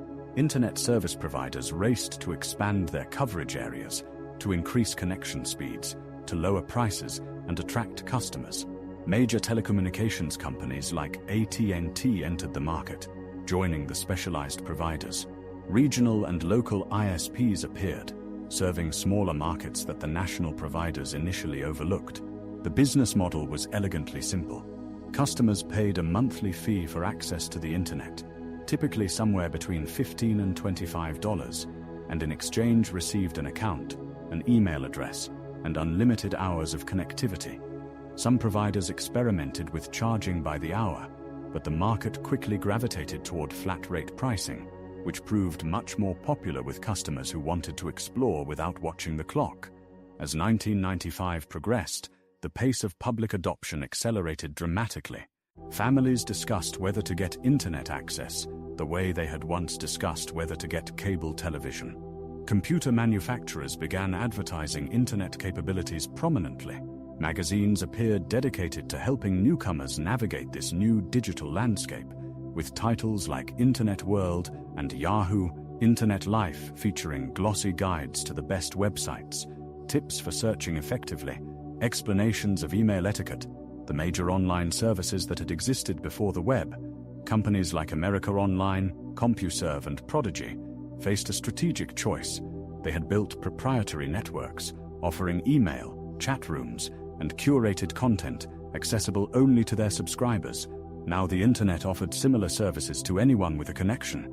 Through an open network no single company controlled, these services began offering internet access to their subscribers, essentially transforming from closed networks into internet service providers with additional features. America Online proved particularly adept at this transition, mounting aggressive marketing campaigns that blanketed America with free trial diskettes and CD-ROMs. The company's software made connecting simple, requiring minimal technical knowledge, and its friendly interface welcomed newcomers. By the end of 1995, AOL had millions of subscribers, many experiencing the internet for the first time through this accessible gateway. The opening of the internet to commercial activity and public access created a subtle but profound shift in the network's character. The culture that had developed among researchers and academics, with its traditions of open sharing and collaboration, began mingling with commercial imperatives and mass-market sensibilities. The network that had been a collegial space for exchanging ideas was becoming a marketplace, a publishing platform, an entertainment medium, and a social gathering place all at once. Yet through this transformation, the fundamental architecture remained remarkably consistent. The TCP/IP protocols continued routing packets across an ever-expanding mesh of interconnected networks. The distributed structure that had been designed for resilience adapted beautifully to exponential growth. No central authority controlled this expansion. It happened through countless individual decisions by service providers, businesses, institutions, and individuals choosing to connect. As 1996 approached, The internet stood at the threshold of mass adoption, transformed from research network to public infrastructure in barely a decade. The doors had opened, and millions were walking through, bringing their commerce, their creativity, their conversations, and their dreams into this digital space. What they would build there, no one could entirely predict. The internet had been opened, like a frontier suddenly made accessible. The once restricted digital landscape now welcomed anyone willing to venture into its expanding territories. By the late 1990s, the commercial floodgates had fully opened, and what followed was a rush unlike anything the business world had seen since the California gold rush more than a century before. In living rooms and coffee shops, in garages and college dormitories, entrepreneurs gazed at their computer screens and saw not just technology, but possibility. The internet represented a new marketplace, a new medium, a new way of reaching customers anywhere in the world. The traditional barriers to business, the need for physical storefronts, the limitations of geography, the expense of reaching distant customers seemed to dissolve in the glow of computer monitors. Jeff Bezos had been working on Wall Street when he encountered a startling statistic. Internet usage was growing at more than 2,000% per year. In 1994, he left his comfortable position to drive across the country, drafting a business plan in the passenger seat. His idea was elegantly simple: sell books online. The internet could offer what no physical bookstore could match: a catalog of millions of titles, always available, searchable in seconds.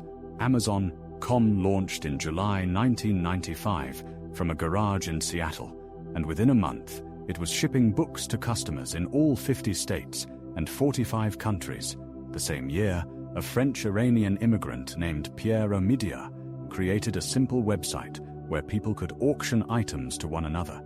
The story often told is that he built it so his fiancée could trade Pez dispensers with other collectors, though Omidyar himself later suggested this origin story was partly a fabrication for marketing purposes. Regardless of its precise beginnings, AuctionBay, soon shortened to eBay, tapped into something profound: the desire for people to buy and sell directly to one another, creating a digital marketplace that operated continuously, connecting strangers in mutually beneficial exchanges. Two Stanford graduate students, Jerry Yang and David Philo, had started creating lists of their favorite websites in 1994, organizing them into categories. Their Jerry and David's Guide to the World Wide Web quickly evolved into Yahoo, a directory and guide for navigating the increasingly crowded internet. Yahoo became for many people the starting point for every online session, the friendly face welcoming them to the digital world. These companies shared a common thread: they were solving problems that people didn't fully realize they had. Who knew they needed access to millions of books instantly? Who understood they could auction their belongings to strangers across the country? Who recognized they needed help navigating the growing maze of websites?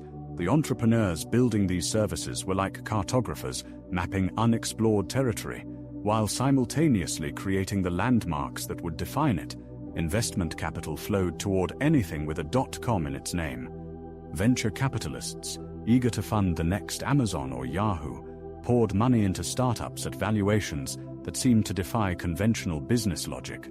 Traditional metrics, profitability, revenue, sustainable business models took a backseat to newer measurements: eyeballs, page views, user growth.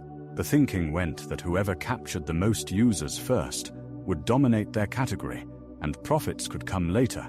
The rush manifested in tangible ways. Office space in places like San Francisco's South of Market neighborhood transformed from warehouses to startup headquarters almost overnight. 20-somethings with computer science degrees and business plans commanded salaries and stock options that rivaled what senior executives earned in traditional industries. Companies that existed only as ideas received millions in funding. The speed of it all was intoxicating. Traditional retailers watched with a mixture of skepticism and concern. Could people really want to shop without touching merchandise, without speaking to salespeople, without the immediate gratification of carrying purchases home? The internet companies answered with innovations that addressed these doubts: detailed product descriptions, customer reviews, sophisticated return policies, and increasingly fast shipping. They were reimagining commerce for a digital age. Media companies rushed online, creating digital versions of newspapers and magazines. Entertainment companies experimented with delivering content over the internet. Travel agencies watched as websites like Expedia and Travelocity let customers book flights and hotels directly. Financial services firms launched online banking and trading platforms. It seemed every industry was being translated into digital form. The cultural impact rippled outward. Suddenly, ordinary conversations included phrases like, "Send me the URL and check out our website." Companies advertised their web addresses on television commercials and billboards. Email addresses appeared on business cards. The internet was transitioning from a tool used by academics and technologists to a space where mainstream culture was actively being created. The workplace itself was changing. Offices filled with desktop computers connected to the internet. Email replaced memos. Employees could research information instantly, rather than consulting reference books or making phone calls. The pace of business seemed to accelerate, as if the speed of digital communication was compressing time itself. Not every venture succeeded. For every Amazon, dozens of companies burned through investment capital without finding viable business models. Pets, Combine, which sold pet supplies online, spent millions on marketing, including a memorable Super Bowl commercial, but couldn't make the economics work. Webvan promised to revolutionize grocery shopping by delivering orders placed online, but the complexity and cost of rapid delivery proved overwhelming.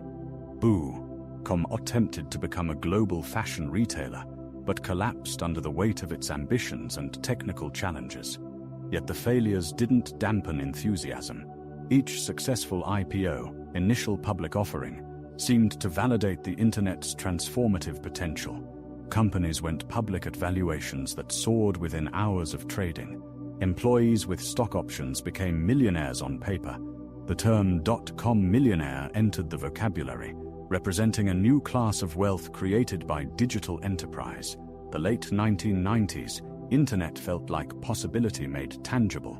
The technology that had connected researchers and academics was now connecting buyers and sellers, writers and readers, people with shared interests, spanning continents.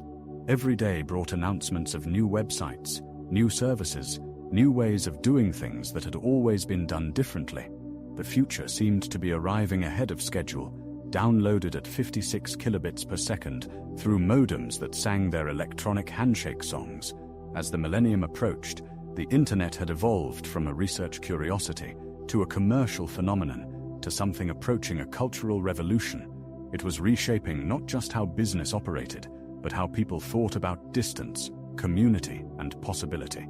The .com era represented humanity's first full embrace of digital connectivity, and despite the excess and occasional absurdity, it was fundamentally changing the world in ways both visible and yet to be fully understood. As the internet emerged from its research origins and entered the consciousness of millions during the late 1990s, a fundamental challenge became increasingly apparent. The infrastructure connecting people to this remarkable network was, for most users, painfully slow. The pathways that carried information into homes and businesses had become a bottleneck, a narrow channel through which an ocean of possibility struggled to flow. For the vast majority of people experiencing the internet in those early commercial years, connection meant the distinctive sound of a dial-up modem. That warbling, chirping sequence of tones became the anthem of digital connection, as familiar and meaningful as a doorbell. Each time someone wanted to access the internet, their modem would dial a telephone number, establishing a temporary link across the existing phone network. The process was slow by nature, limited by the same copper wires that had carried voice conversations for generations. Data crawled through these connections at speeds measured in kilobits per second, typically ranging from 28 to 56 kilobits at best. A single photograph could take minutes to appear on screen, materializing line by line from top to bottom. Streaming video was essentially impossible. The experience demanded patience as an essential virtue. Yet even as millions connected through these modest phone lines, engineers and telecommunications companies were working on technologies that would transform the experience entirely. The vision of broadband, a term describing high-capacity connections that could carry vast amounts of data simultaneously, had captivated researchers and business strategists alike. The question was not whether faster connections would arrive, but which technology would bring them, and how quickly they could reach the millions who wanted them. Fiber optic cables represented the most elegant solution. Threads of glass thinner than human hairs through which pulses of light could carry information at extraordinary speeds. The technology had existed for years, already forming the backbone networks that connected cities and countries. Telecommunications companies had invested billions in fiber optic trunk lines throughout the 1980s and early 1990s, creating highways capable of carrying enormous volumes of traffic. But extending fiber all the way to individual homes and businesses, a concept engineers called fiber to the premises, presented daunting economic challenges. The cost of installing new cables to millions of locations seemed prohibitive, requiring vast excavation and construction projects that would take years to complete. Instead, companies looked for ways to coax more performance from infrastructure that already existed. Cable television companies, with coaxial cables running into millions of homes, recognized an opportunity. These cables, originally designed to carry television channels, possessed far more capacity than traditional phone lines. By adapting cable networks for two-way communication and installing devices called cable modems in subscriber homes, companies could offer internet speeds hundreds of times faster than dial-up connections. The cable modem transformed a technology built for broadcast television into a pathway for digital interaction. Telephone companies pursued their own approach, developing digital subscriber line technology, or DSL. This innovation exploited an overlooked characteristic of telephone lines. Voice conversations used only a small portion of the frequencies that copper phone wires could actually carry. By using higher frequencies for data transmission while leaving voice frequencies untouched, DSL allowed simultaneous internet access and telephone use over the same line. Moreover, it offered speeds comparable to cable modems without requiring new cables or construction. The existing telephone network, built over decades of investment, could be adapted rather than replaced. The competition between cable and DSL providers created a race that would reshape how people experience the internet. By the late 1990s and early 2000s, both technologies were being deployed rapidly across urban and suburban areas.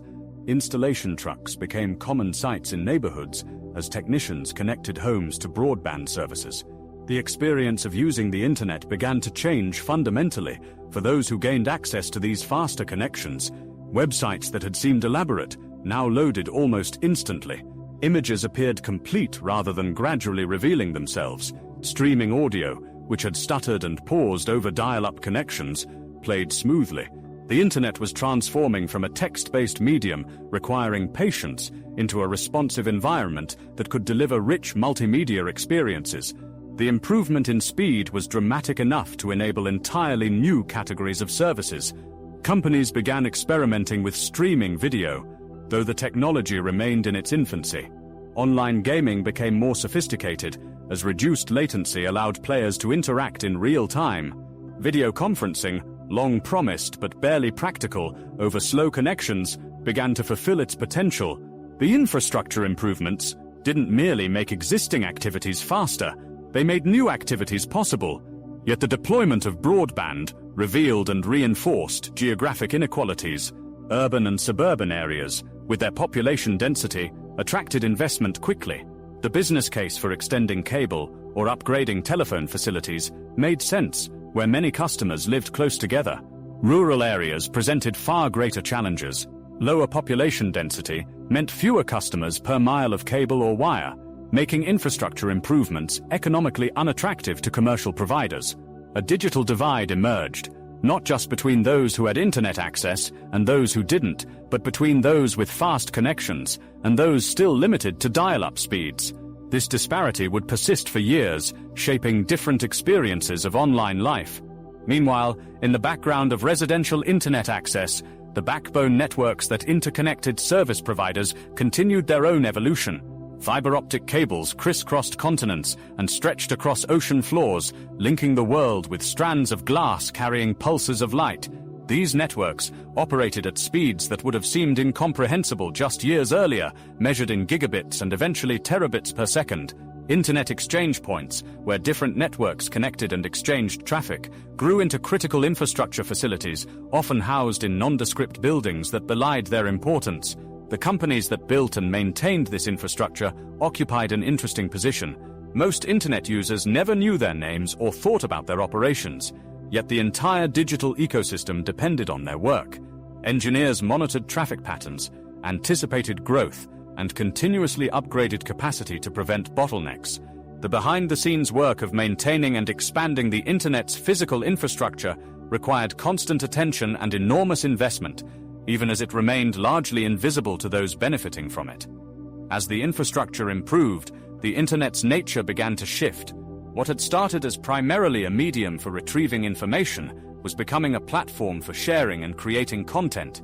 The speeds that broadband provided made uploading feasible, not just downloading. This seemingly technical distinction would prove culturally significant as the next phase of the Internet's evolution unfolded. The pathways were widening, the connections growing faster and more reliable, creating the conditions for new ways of using this global network.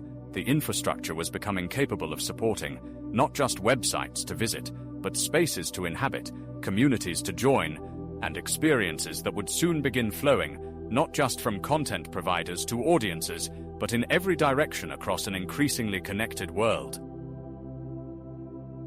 As the fiber optic cable stretched across continents and broadband connections transformed home access, a quieter revolution was beginning to take shape. The Internet, which had spent its first decades tethered to desktops and fixed locations, was about to slip free from its cables and follow humanity wherever it wandered. The dream of portable connectivity wasn't new.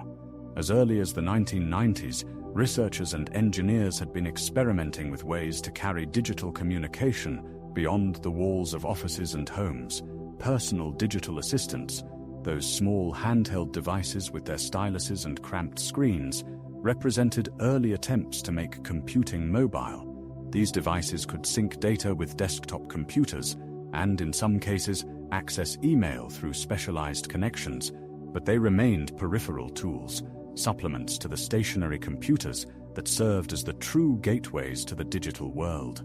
The real transformation began with the convergence of several technological streams.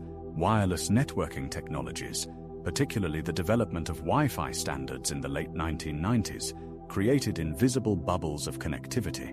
The IEEE 802.11 standard, established in 1997, allowed devices to communicate with networks through radio waves rather than physical cables. Coffee shops, libraries, and airports began installing wireless access points, creating islands of connectivity where laptop users could check email and browse websites without plugging in. Meanwhile, cellular telephone networks were undergoing their own evolution. The mobile phones of the 1980s and early 1990s had been designed solely for voice communication, with their analog signals carrying conversations across geographic distances. As these networks transitioned to digital technologies through the 1990s, they gained the capability to transmit data alongside voice.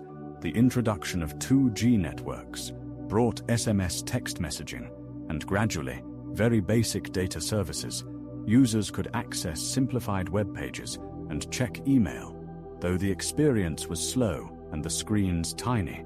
The first smartphones attempted to bridge these worlds. The IBM Simon, released in 1994, combined a mobile phone with PDA features, including a touchscreen and the ability to send faxes and emails. Throughout the late 1990s and early 2000s, devices like the BlackBerry captured the attention of business professionals who valued the ability to access email on the go. These early smartphones represented a significant step forward, but they remained specialized tools for a relatively small segment of users. The landscape shifted dramatically in 2007 with the introduction of the iPhone. Apple's device wasn't the first smartphone, but it reimagined what mobile internet access could mean. Its large touchscreen, intuitive interface, and full-featured web browser made accessing the internet on a mobile device feel less like a compromise and more like a genuine extension of the desktop experience. The phone's Wi-Fi capability allowed it to take advantage of wireless networks, while its cellular data connection meant the internet was accessible almost everywhere. Just as importantly, the iPhone introduced the concept of the app ecosystem. Rather than simply accessing websites through a mobile browser, users could download specialized applications designed specifically for mobile use. The App Store, launched in 2008, created a platform where developers could create mobile-first experiences. These applications could integrate with the phone's camera, GPS, accelerometer, and other sensors in ways that desktop computers never could. The Android operating system, developed by Google and released to the public in 2008, brought similar capabilities to a wider range of device manufacturers. As smartphones became more affordable and varied in their offerings, mobile internet access spread rapidly across different demographics and geographic regions. By the early 2010s, smartphones were outselling traditional computers, and for many people, particularly in developing nations, a mobile phone represented their first and primary point of internet access. The cellular networks themselves evolved to support this explosion of mobile data usage. 3G networks, widely deployed in the 2000s, offered speeds that made web browsing and email practical on mobile devices. The arrival of 4G LTE networks in the early 2010s brought speeds comparable to home broadband connections, enabling smooth video streaming, video calls, and increasingly sophisticated applications. These faster networks transformed smartphones from convenient tools for checking information into genuine portals to the full richness of the internet. Mobile connectivity changed not just how people accessed the internet, but what they used it for. The constant availability of internet access, combined with smartphones' built-in cameras, gave rise to new forms of social media focused on immediate sharing. Services like Instagram, launched in 2010, were designed from the ground up for mobile use. The ability to capture a moment, enhance it with filters, and share it instantly created new patterns of communication and self-expression. Location awareness became a defining feature of the mobile internet. With GPS receivers built into smartphones, applications could provide directions, find nearby restaurants, track fitness activities, and connect people based on their physical proximity. The internet, which had once transcended geography by connecting distant computers, now became deeply intertwined with physical location. Services like ride-sharing and food delivery became possible because the internet could coordinate people's movements through physical space in real time. The tablet computer, popularized by the iPad in 2010, created a middle ground between smartphones and traditional computers. These devices offered larger screens than phones, while maintaining the touch interface and mobile connectivity. They found particular success in situations where a phone was too small, but a laptop too cumbersome, from reading on the couch to taking notes in meetings, to entertaining children on long trips. As mobile devices proliferated, Wi-Fi networks expanded beyond homes and businesses to blanket public spaces. Cities installed wireless networks in parks and public squares. Trains and buses added connectivity for commuters. Airplanes, once havens of disconnection, began offering internet access at cruising altitude. The expectation of constant connectivity became normalized, particularly in developed nations. This ubiquity of mobile internet access created new challenges and considerations. Questions arose about digital distraction and the psychological impact of constant connectivity. The boundary between online and offline life became increasingly blurred, yet mobile internet access also enabled new forms of coordination, learning, and connection. People could maintain relationships across distances through video calls, access educational resources anywhere, and organize collective action through social networks. By the mid-2010s, mobile devices accounted for more than half of global internet traffic. The internet had evolved from something you went to at a computer to something that was simply present, accessible through the device in your pocket. This shift represented a fundamental change in humanity's relationship with digital connectivity. The internet was no longer a destination, but an ambient layer of information and communication woven into the fabric of daily life.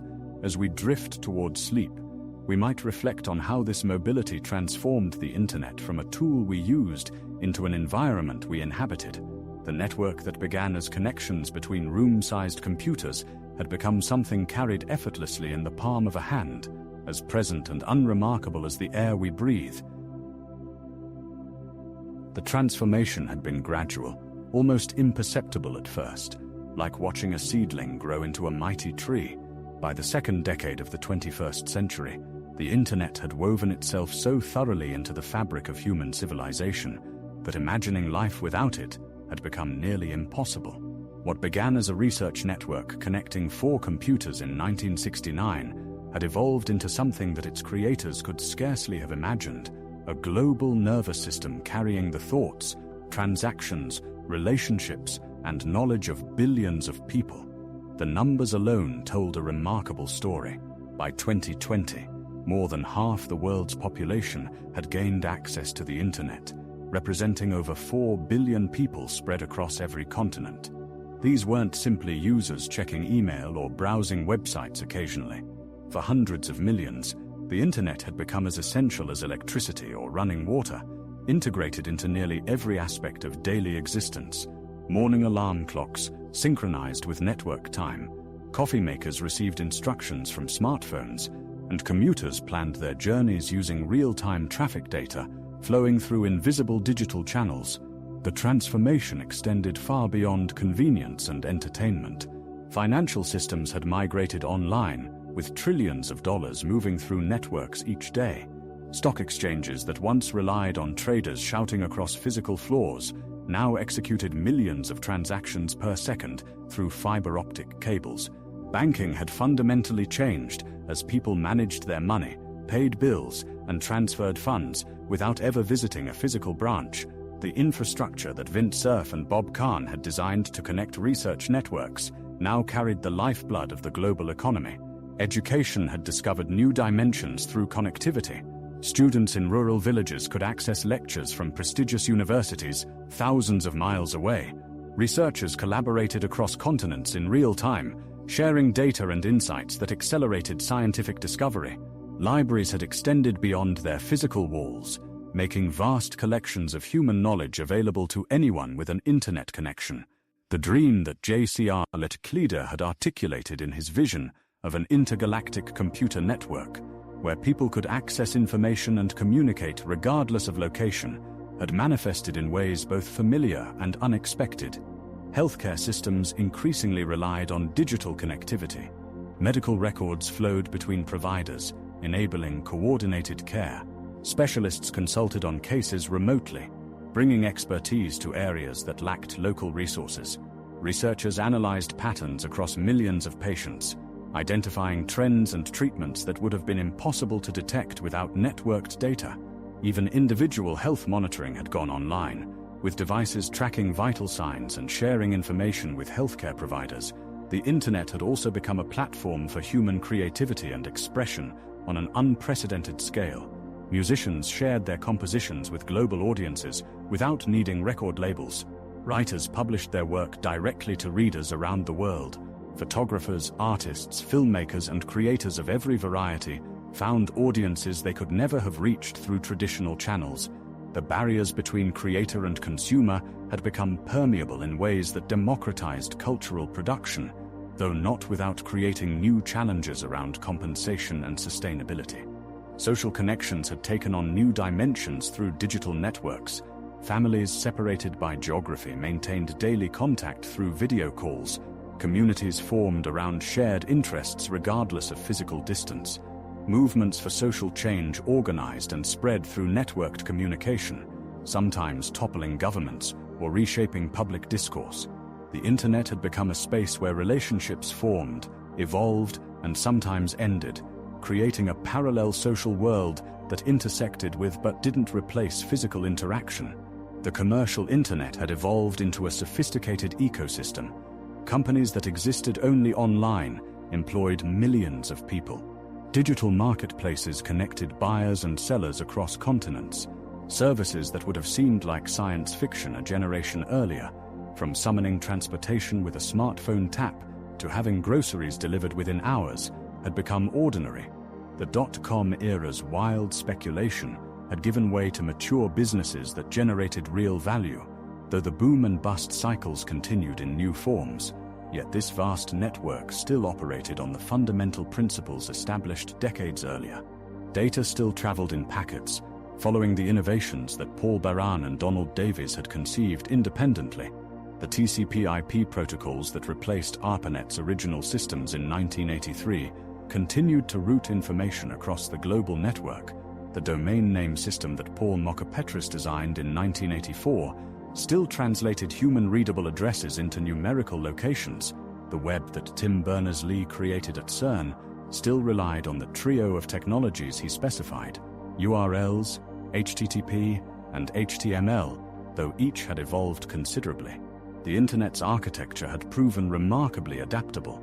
The end-to-end design principle, which kept the network itself relatively simple, while allowing complexity at the edges, had enabled innovation that the original architects hadn't anticipated.